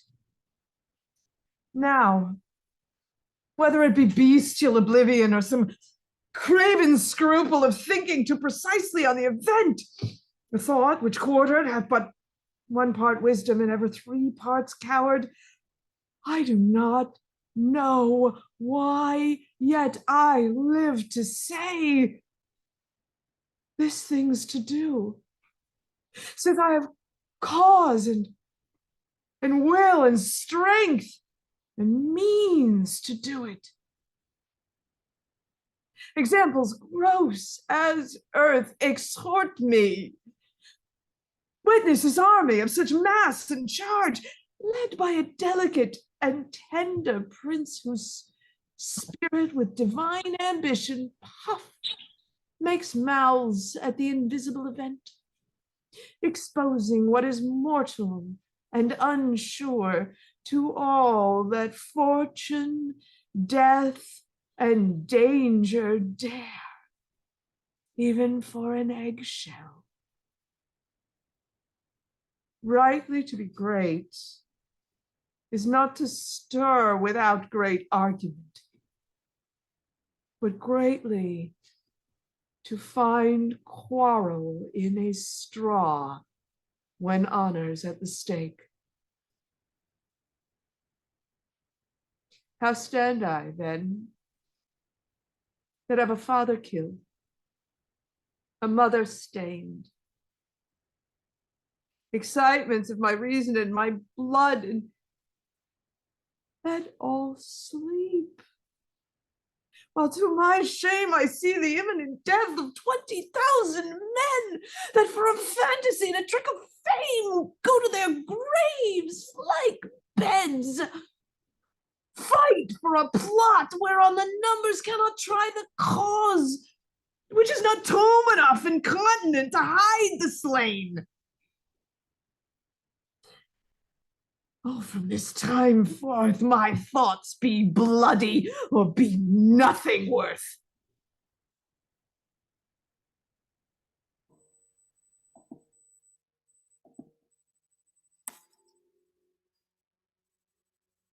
I will not speak with her. She is importunate, indeed distract. Her mood will needs be pitied. What would she have? She speaks much of her father, hems and beats her heart, speaks things in doubt, that carry but half sense. Her speech is nothing, yet the unshaped use of it doth move the hearers to collection. They yawn at it, and botch the words up fit to their own thoughts. 'Twere good she were spoken with, for she may strew dangerous conjectures in ill-breeding minds. Let her come in. Where is the beauteous majesty of Denmark? How now, Ophelia? How should I your true love know from another one? By his cockle hat and staff, and his sandal shone. Alas, sweet lady, what imports this song? Say you? Nay, pray you, mark. He is dead and gone, lady. He is dead and gone. At his head a grass green turf, at his heels a stone. Oh ho! Nay, but Ophelia. Pray you, mark. White his shroud as the mountain snow. Alas, look here, my lord. Large with sweet flowers, which be wept to the grave did not go with true love showers. How do you, pretty lady? Well, God yield you. They say the owl was a baker's daughter. Lord, we know what we are, but know not what way we may be. God be at your table. Conceit upon her father. Pray you, let's have no words of this, but when they ask you what it means, say you this.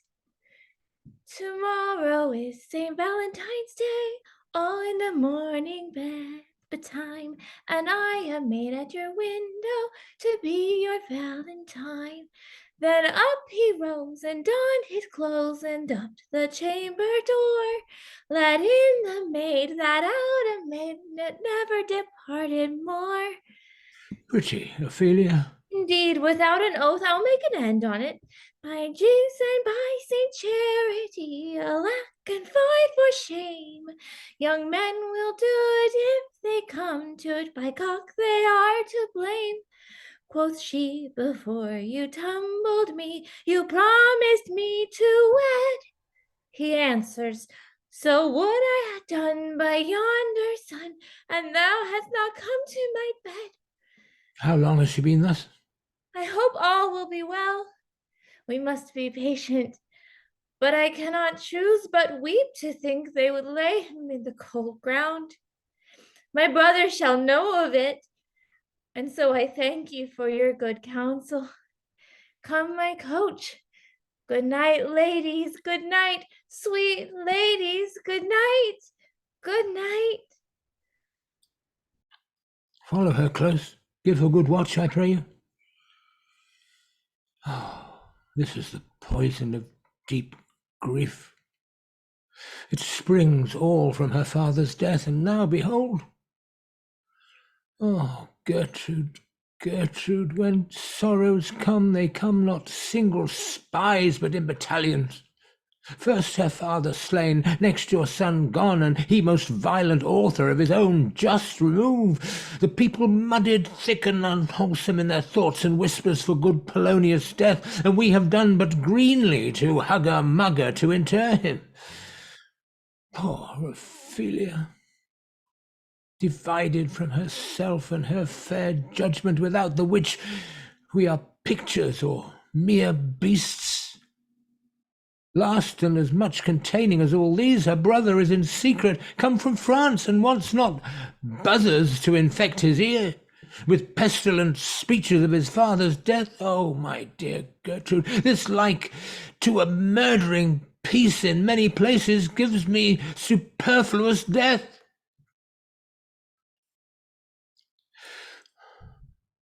Where is my Switzers? Let them guard the door.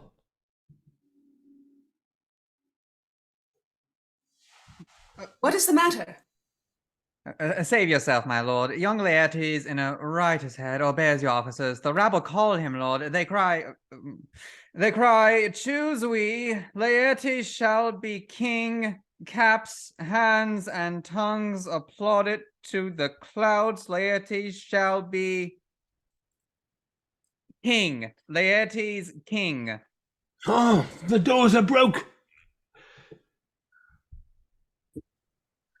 Where's the king? Sir, stand you all without, keep the door.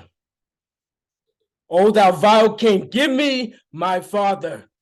Calmly, good Laertes. That drop of blood that's calm proclaims me bastard, cries cuckold to my father, brands the harlot, even here between the chaste, unsmirched brow of my true mother. What is the cause, Laertes, of thy rebellion looks so giant-like? Let him go, Gertrude. Do not fear our person. There is such divinity doth hedge a king that treason cannot but peep to what it would, acts little of his will.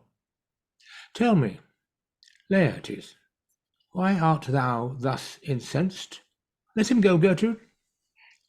Speak, man. Where's my father? Dead. But not by him. Let him demand his fill. How came he dead? I'll not be juggled with. To hell allegiance, vows to the blackest devil.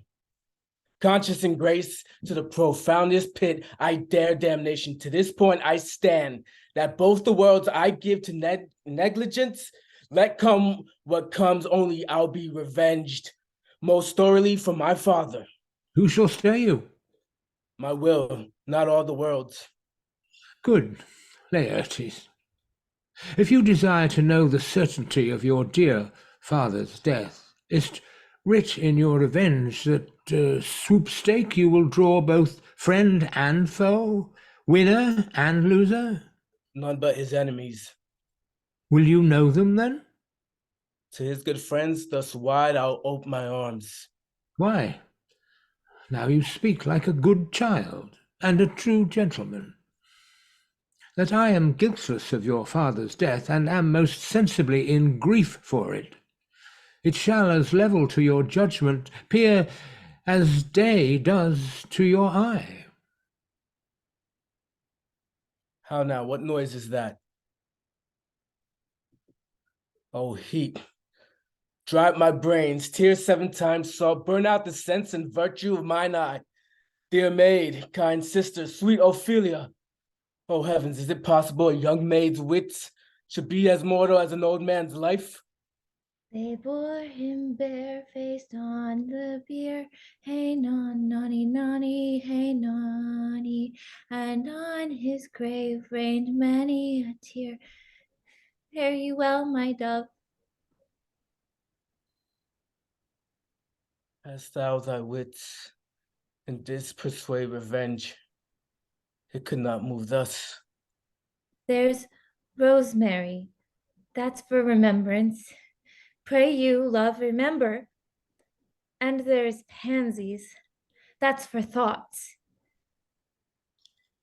Document in madness, thoughts and remembrance fitted. There's fennel for you, and columbines. There's rue for you, And here's some for me. We may call it herb of grace o' Sundays. You may wear your rue with a difference. There's a daisy. I will give you some violets, but they withered all when my father died. They say made a good end. For bonny sweet Robin is all my joy. Fault and afflictions, passion hell itself, she turns the favor into prettiness. And will not come again, and will not come again. No, no, he is dead. Go to thy deathbed. He will never come again. His beard was as white as snow. All flaxen was his poll. He is gone, and we cast away moan. God have mercy on his soul. And of all Christian souls, I pray God, God by you. You see this, oh God! Laertes, I must commune with your grief, or you deny me right. Go but apart, make choice of whom your wisest friends you will, and they shall hear and judge twixt you and me.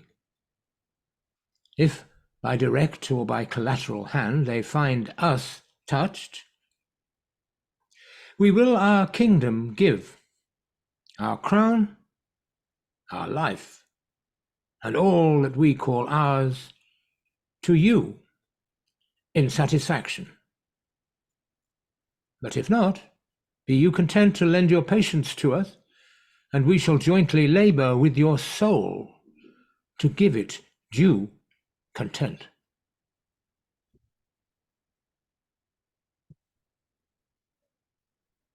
Let this be so. His means of death is his obscure burial. No trophy, sword, no hatchman or his bones, no noble rite, no formal ostentation. Cry to be heard as 'twere from heaven to earth, that I must call it in question.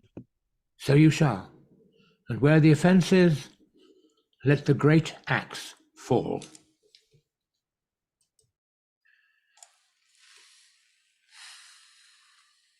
God bless you. Let him bless you too. Ah, shall, sir. I please him. There's a letter for you, sir. It comes from the ambassador that was bound for England. If your name be Horatio, I am to know it is. Horatio, when thou shalt have overlooked this, give these fellows some means to the king. They have letters for him. Ere we were 2 days old at sea, a pirate of very warlike appointment gave us chase. Finding ourselves too slow of sail, we put on a compelled valor, and in the grapple I boarded them.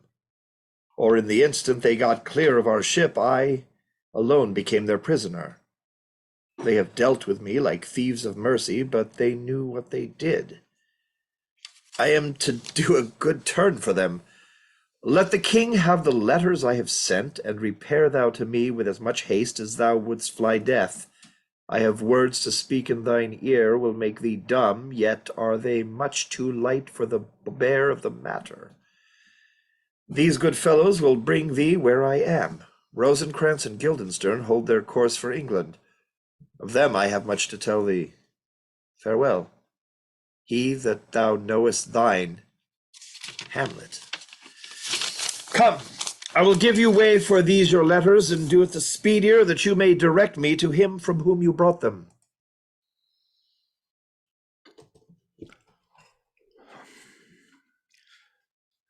Now must your conscience my acquittance seal, and you must put me in your heart for friend, sith you have heard, and with a knowing ear, that he which hath your noble father slain pursued my life. It well appears. And so have I a noble father lost, and sister driven into deep, desperate terms, but my revenge will come. Break not your sleeps for that. You must not think that we are made of stuff so flat and dull that we can let our beard be shook with danger and think it pastime. You shortly shall hear more. I loved your father, and we love ourselves, and that, I hope, will teach you to imagine. How now, what news? Letters, my lord, from Hamlet. From Hamlet? Who brought them? Sailors, my lord, they say. I saw them not. Leave us. What should this mean? Know you the hand? 'Tis Hamlet's character. If it be so, Laertes, as how should it be so, how otherwise? Will you be ruled by me? Aye, my lord. If so, you'll not rule me to a peace. To thine own peace. Laertes, was your father dear to you? Or are you like a painting of a sorrow, a face without a heart? Why ask you this? Not that I think you did not love your father, but to the quick of the ulcer, Hamlet comes back. What would you undertake to show yourself your father's son in deed more than in words? To cut his throat. No place in his throat in church. No place indeed should murder sanctuarize. Revenge should have no bounds. But, good Laertes, will you do this? Keep close within your chamber. Hamlet returned shall know you are come home. We'll put on those shall praise your excellence with a rapier, bring you in fine together, and wager on your heads. He being remiss, most generous, and free from all contriving, will not peruse the foils, so that with ease, or with a little shuffling, you may choose a sword unbaited, and in a pass of practice requite him for your father. I will do it. And for that purpose, I'll anoint my sword. I bought an unction of a mountebank, so mortal that but dip a knife in it, where it draws blood, no cataplasm. Under the moon can save the thing from death. That is but scratched withal. I'll touch my point with this contagion, that if I gall him slightly, it may be death. Let's further think of this. If this should fail, and that our drift look through our bad performance, 'twere better not assayed. Therefore this project should have a back or second that might hold if this should blast in proof. Soft, let me see. I had. When in your motion you are hot and dry, and that he calls for drink, I'll have prepared him a chalice for the nonce, whereon but sipping, if he by chance escape your venomed stuck, our purpose may hold there. But stay, what noise?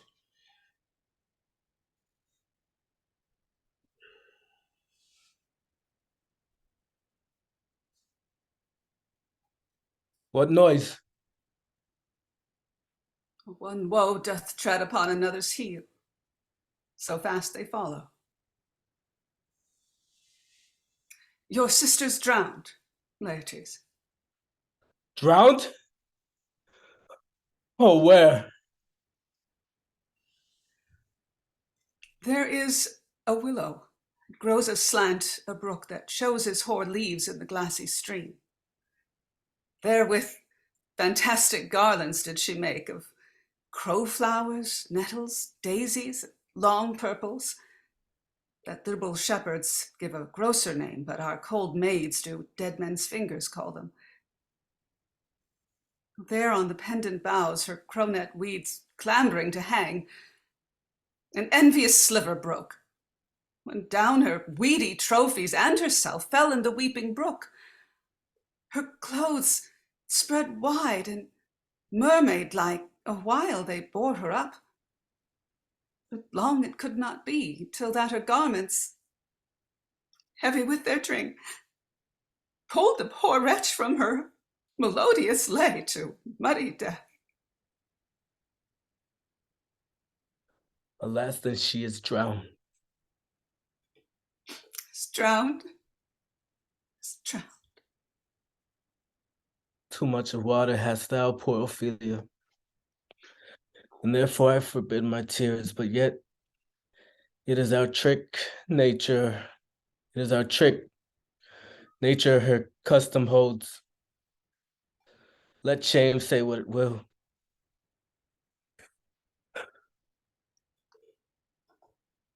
Adieu, my lord. I have a speech of fire that fain would blaze, but this folly drowns it.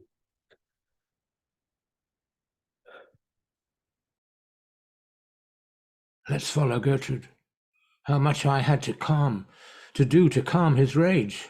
Now fear I this will give it start again.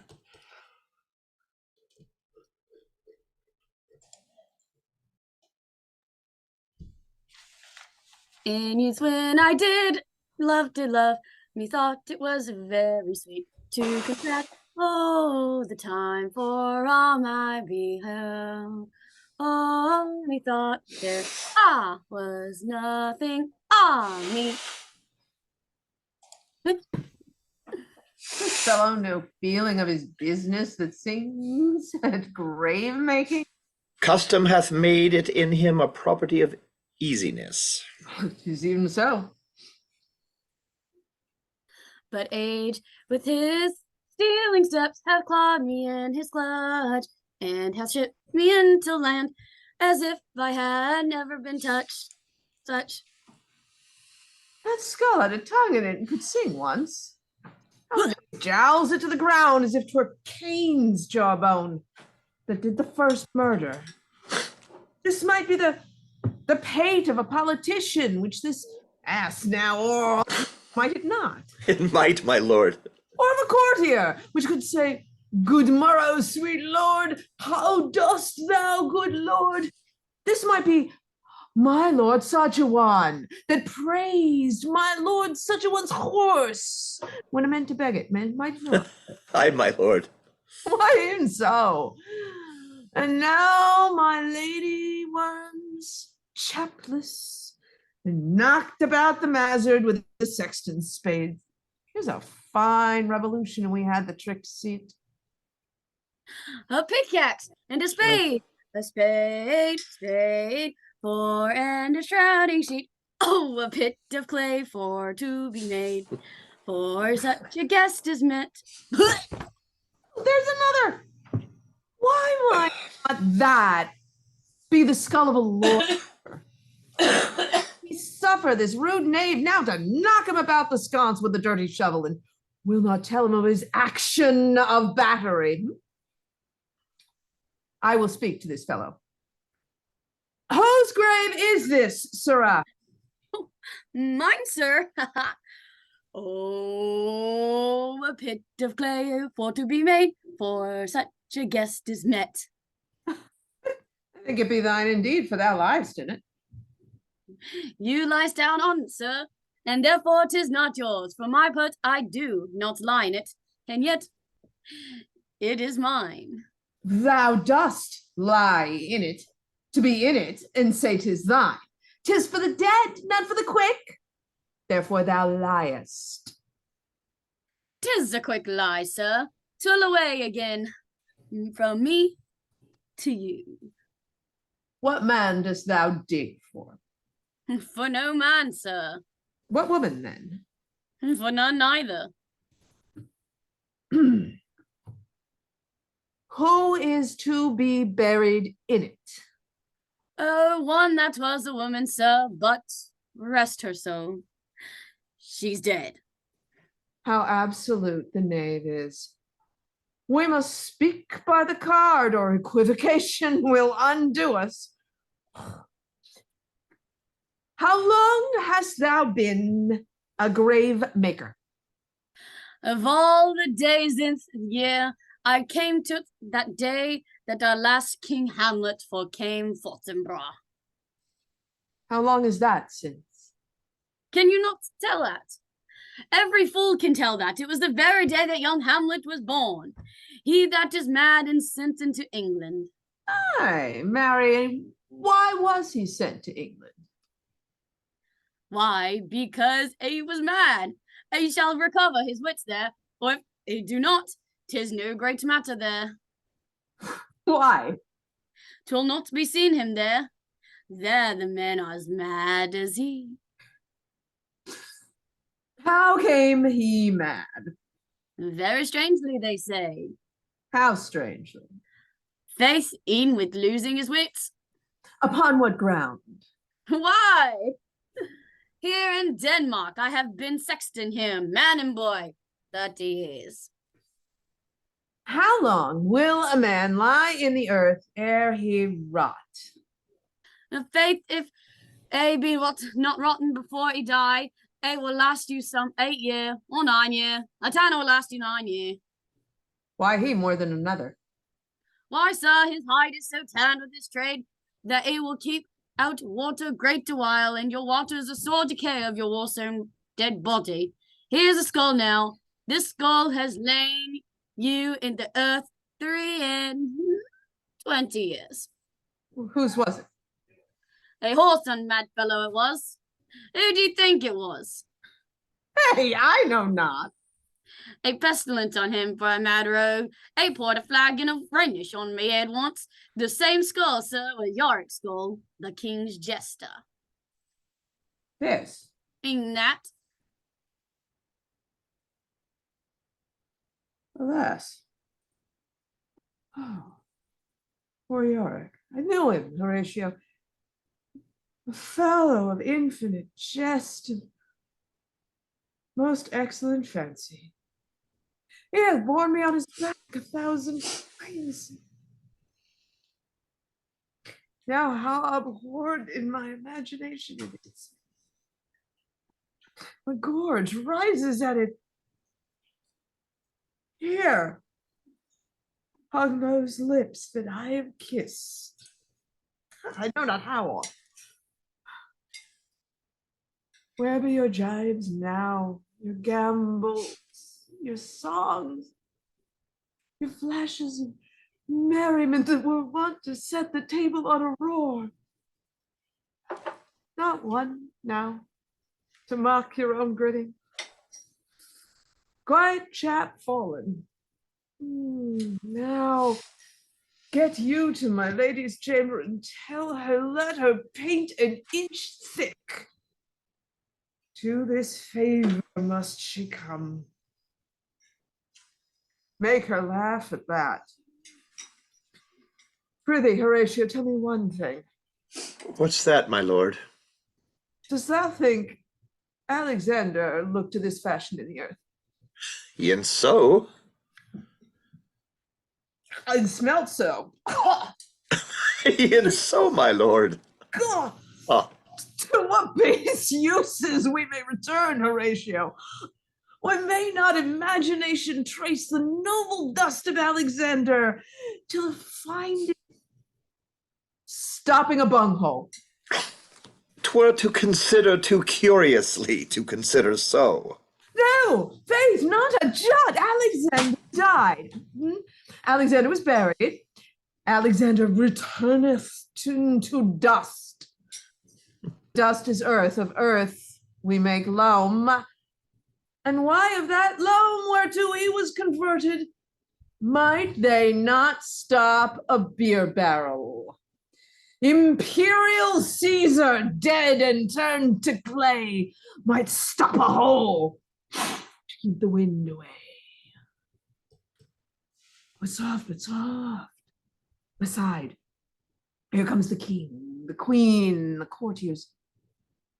Who is it that they follow? And with such maimed rites, this doth betoken the corpse they follow did with some desperate hand fordo its own life. Was of some estate. Catch we a mile and mark.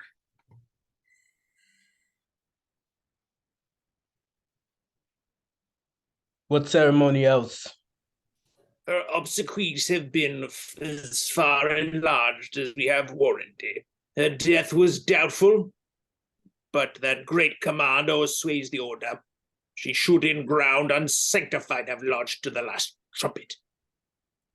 Must there no more be done? No more be done. We should profane the service of the dead to sing Saint's requiem, and such rest to her as to peace-parted souls. Lay earth, and from her fair and unpolluted flesh may violets spring.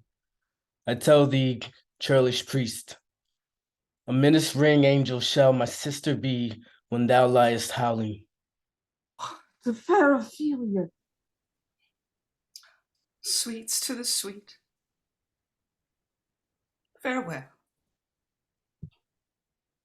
I hoped thou shouldst have been my Hamlet's wife. I thought thy bride bed to have decked, sweet maid, and not to have strewed thy grave. O treble woe, fall 10 times treble on that cursed head, whose wicked deed thy most ingenious sense deprived thee of. Hold off the earth a while till I have caught her once more in mine arms. Now pile your dust upon the quick and dead, till of this flat a mountain you have made, to her top, old Pelion, or the sky's head of blue Olympus. What is he whose grief bears such an emphasis, whose phrase of sorrow conjures the wandering stars and makes them stand like wonder-wounded hearers? This is I, Hamlet the Dane. The devil take thy soul. Thou prayest not well. I prithee take thy fingers from my throat. Bob them asunder. Hamlet! Hamlet! Good my lord, be quiet. Why, I will fight with him upon this theme until my eyelids will no longer wag. Oh, my son, what theme? I loved Ophelia. 40,000 brothers could not with all their quantity of love make up my sum. What wilt thou do for her? Oh, he is mad, Laertes. Oh, for love of God, forbear him. Soon show me what thou'lt do. Would weep, would fight, would fast, would tear thyself, would drink of Isle, eat a crocodile. I'll do it. Dost thou come here to whine? To outface me with leaping in her grave? Be buried quick with her, and so will I. Nay, in thou mouth, I'll rant as well as thou. But it is no matter. Let Hercules himself do what he may. The cat will mew, and the dog will have his day. Oh, this is mere madness. I pray you, good Horatio, wait upon him. Strengthen your patience in our last night's speech. We'll put the matter to the present push. Good Gertrude, send some watch over your son.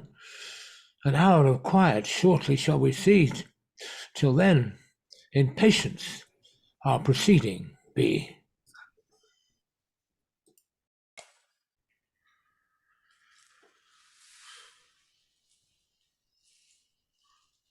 So much for this. Now, let me see. The other. You do remember all the circumstance. Remember it, my lord.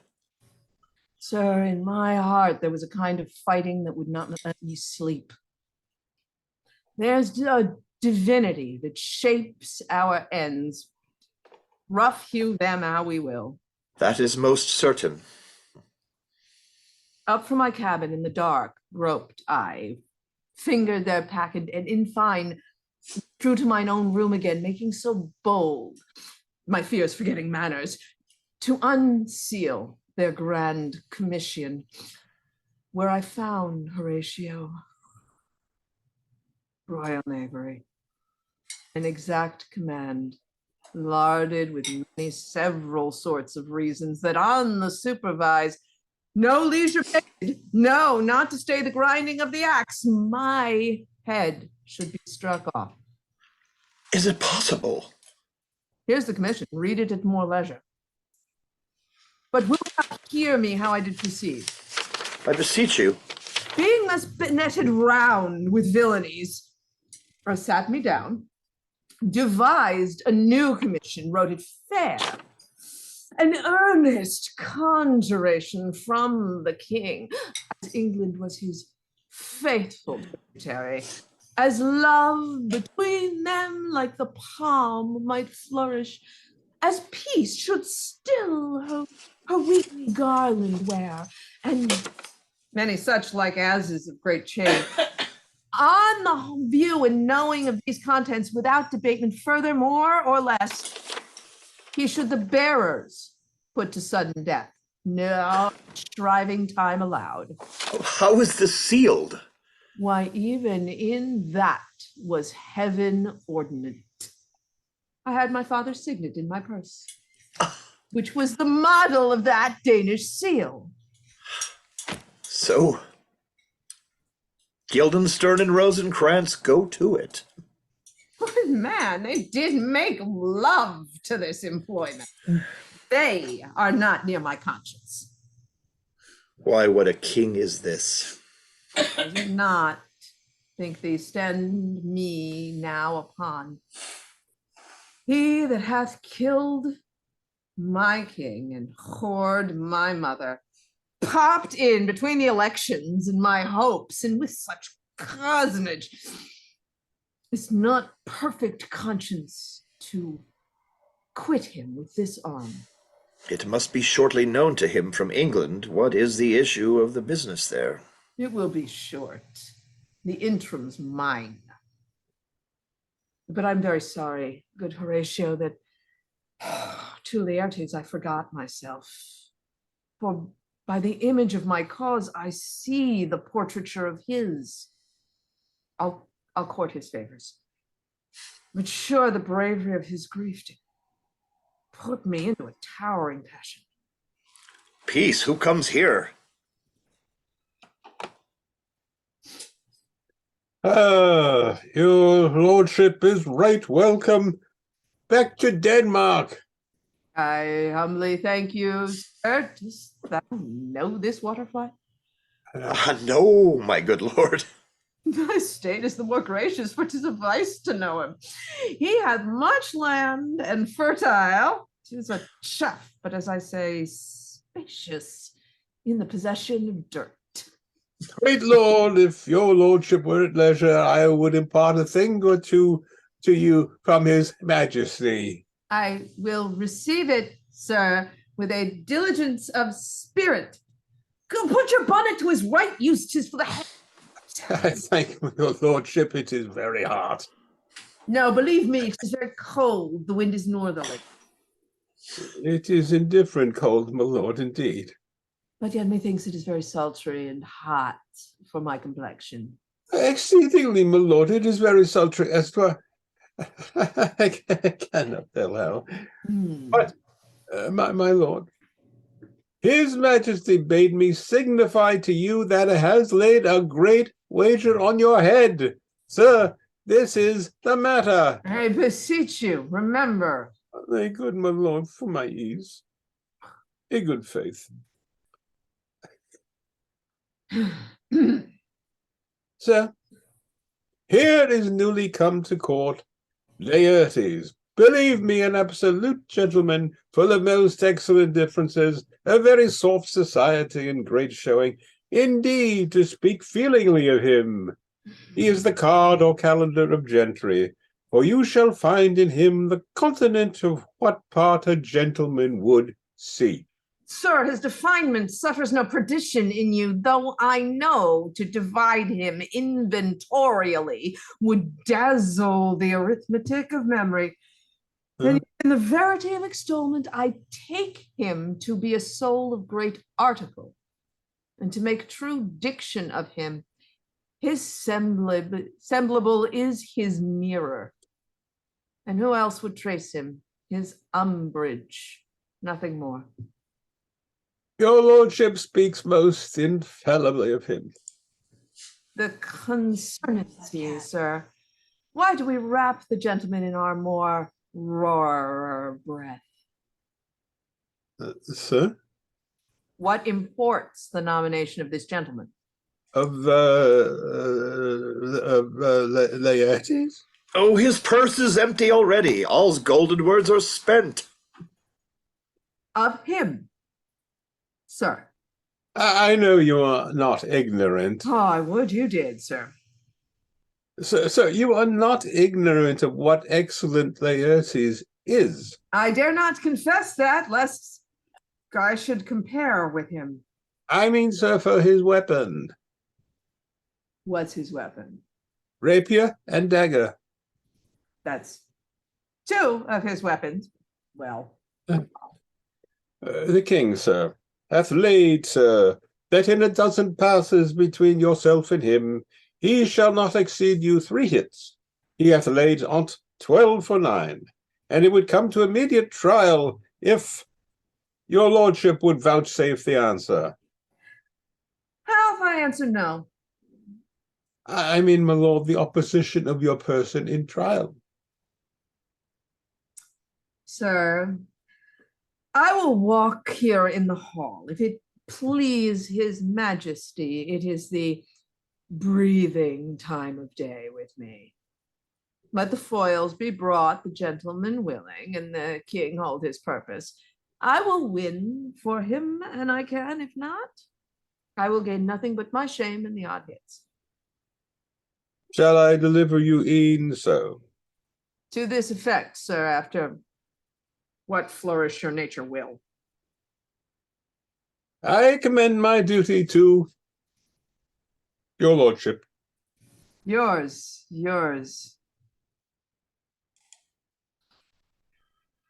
It is well to commend it himself. There are no tongues else for his turn. You will lose this wager, my lord. Oh, I do not think so. I shall win at the odds. Thou wouldst not think how ill all's here about my heart. But it is no matter. Nay, good my lord. It is but foolery. If your mind dislike anything, obey it. I will forestall their repair hither and say you are not fit. Not a whit. We defy augury. There's a special providence in the fall of a sparrow. If it be now, 'tis not to come. If it be not to come, it will be now. If it be not now, yet it will come. The readiness is all. Let be.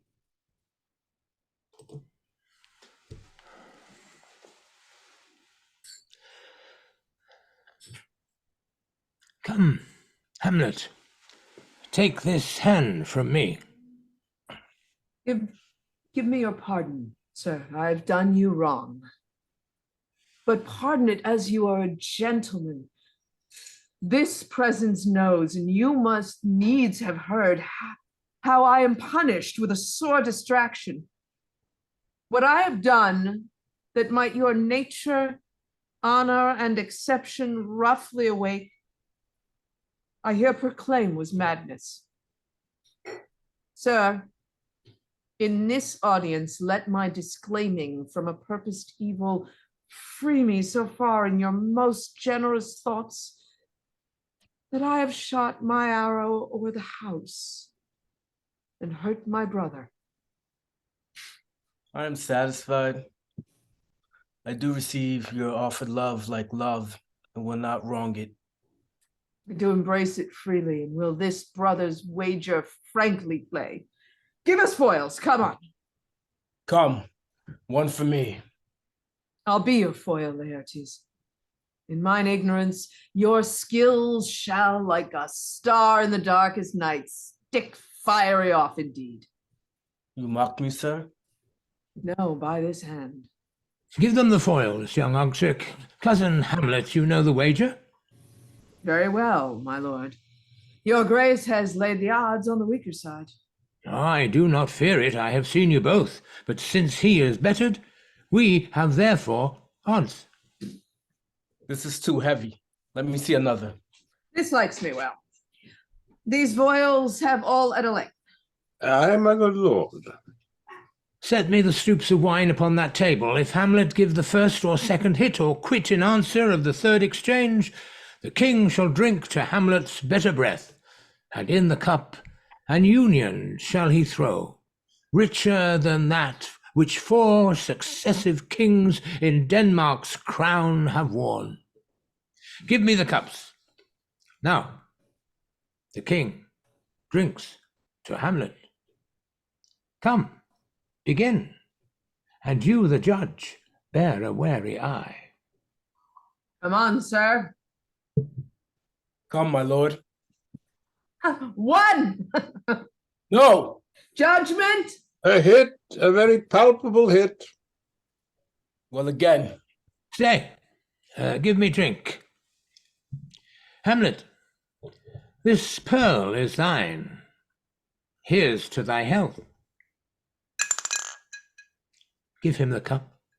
I'll play this bout first. Set it by a while. Come. Another hit. What say you? A touch. A touch, I do confess. Our son shall win. Oh, he's fat and scant of breath.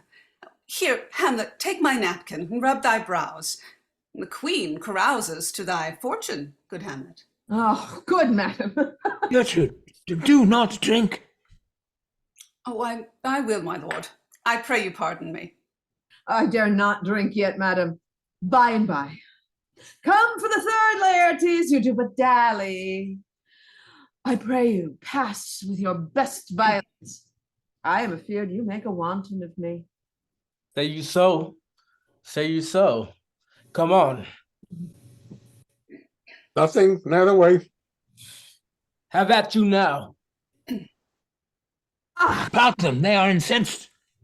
Nay, come again. Look to the queen there. Ho! They bleed on both sides. How is it, my lord? How is it, Laertes? Why, as a woodcock to mine own springe, Osric, I am justly killed with mine own treachery. How does the queen? She swoons to see them bleed. No, it is the drink. My dear Hamlet, the drink. It's the drink. I am poisoned. Oh, villainy. Oh, let the door be locked. Treachery, seek it out. It is here, Hamlet. Hamlet, thou art slain. No medicine in the world can do thee good. In thee there is not half an hour of life. The treacherous instrument is in thy hand, unbaited and unvenomed. The foul practice hath turned itself on me. Lo, here I lie, never to rise again. My mother's poison. I can no more. The king's to blame. Quite envenomed too. Then venom do thy work. Oh! Treason! Treason! Oh, yet defend me, friends! Here thou incestuous murderous, damned your days! Drink of this potion! Is thy union here? Follow my mother! Oh.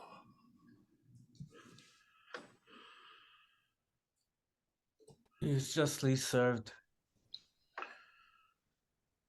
He is a poison tempered by himself. Exchange forgiveness with me, noble Hamlet. My father's death come not upon thee, nor sign on me. Heaven make thee free of it. I follow thee. I am dead, Horatio. Wretched queen, do. You that look pale and tremble at this chance that are but mutes or audience to this act. And I'm tired. As this fell Sergeant Death is in his arrest. Oh, I could tell you. Horatio, I'm dead. Thou livest. afford me and my cause a right to the unsatisfied. Never believe it. I am more an antique Roman than a dame. Yet, here's some liquor left. As not a man give me the cup. Let go. I am and I'll have it. Oh, God, Horatio. If thou didst ever hold me in thy heart, absent thee from felicity a while, and in this harsh world draw thy breath in pain to tell my story.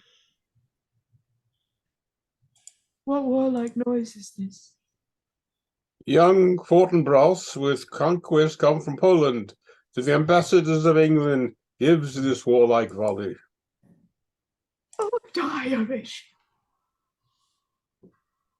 I cannot live to hear the news from England, but I do prophesy the election lights on Fortinbras. He has my dying voice. So tell me.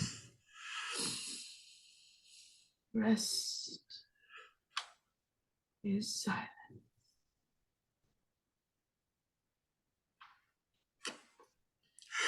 Now cracks a noble heart.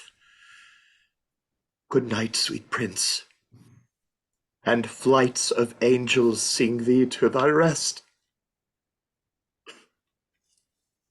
Where is this sight? What is it you would see? If aught of woe or wonder, cease your search. The sight is dismay. And our affairs from England came too late. The ears of senseless that should give us hearings. To tell him the commander is fulfilled. That Rosencrantz and Guildenstern are dead. Where should we have our things? Not from his mouth. Had it the ability of life to thank you. He never gave commandment for their death. But since so jump upon this bloody question, you from the Polack wars and you from England are here arrived, give order that these bodies high on a stage be placed to the view, and let me speak to the yet unknowing world how these things came about. So shall you hear of carnal, bloody, and unnatural acts, of accidental judgments, casual slaughters, of deaths put on by cunning. All this can I truly deliver.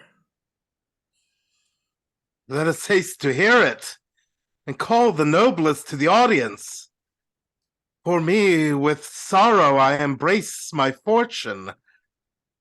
I have some rights of memory in this kingdom, which now to claim my vantage doth invite me. Of that I shall also have cause to speak, and from his mouth whose voice will draw no more. Take up the bodies. Such a sight as this becomes the field, but here shows much amiss. Go, bid the soldiers shoot.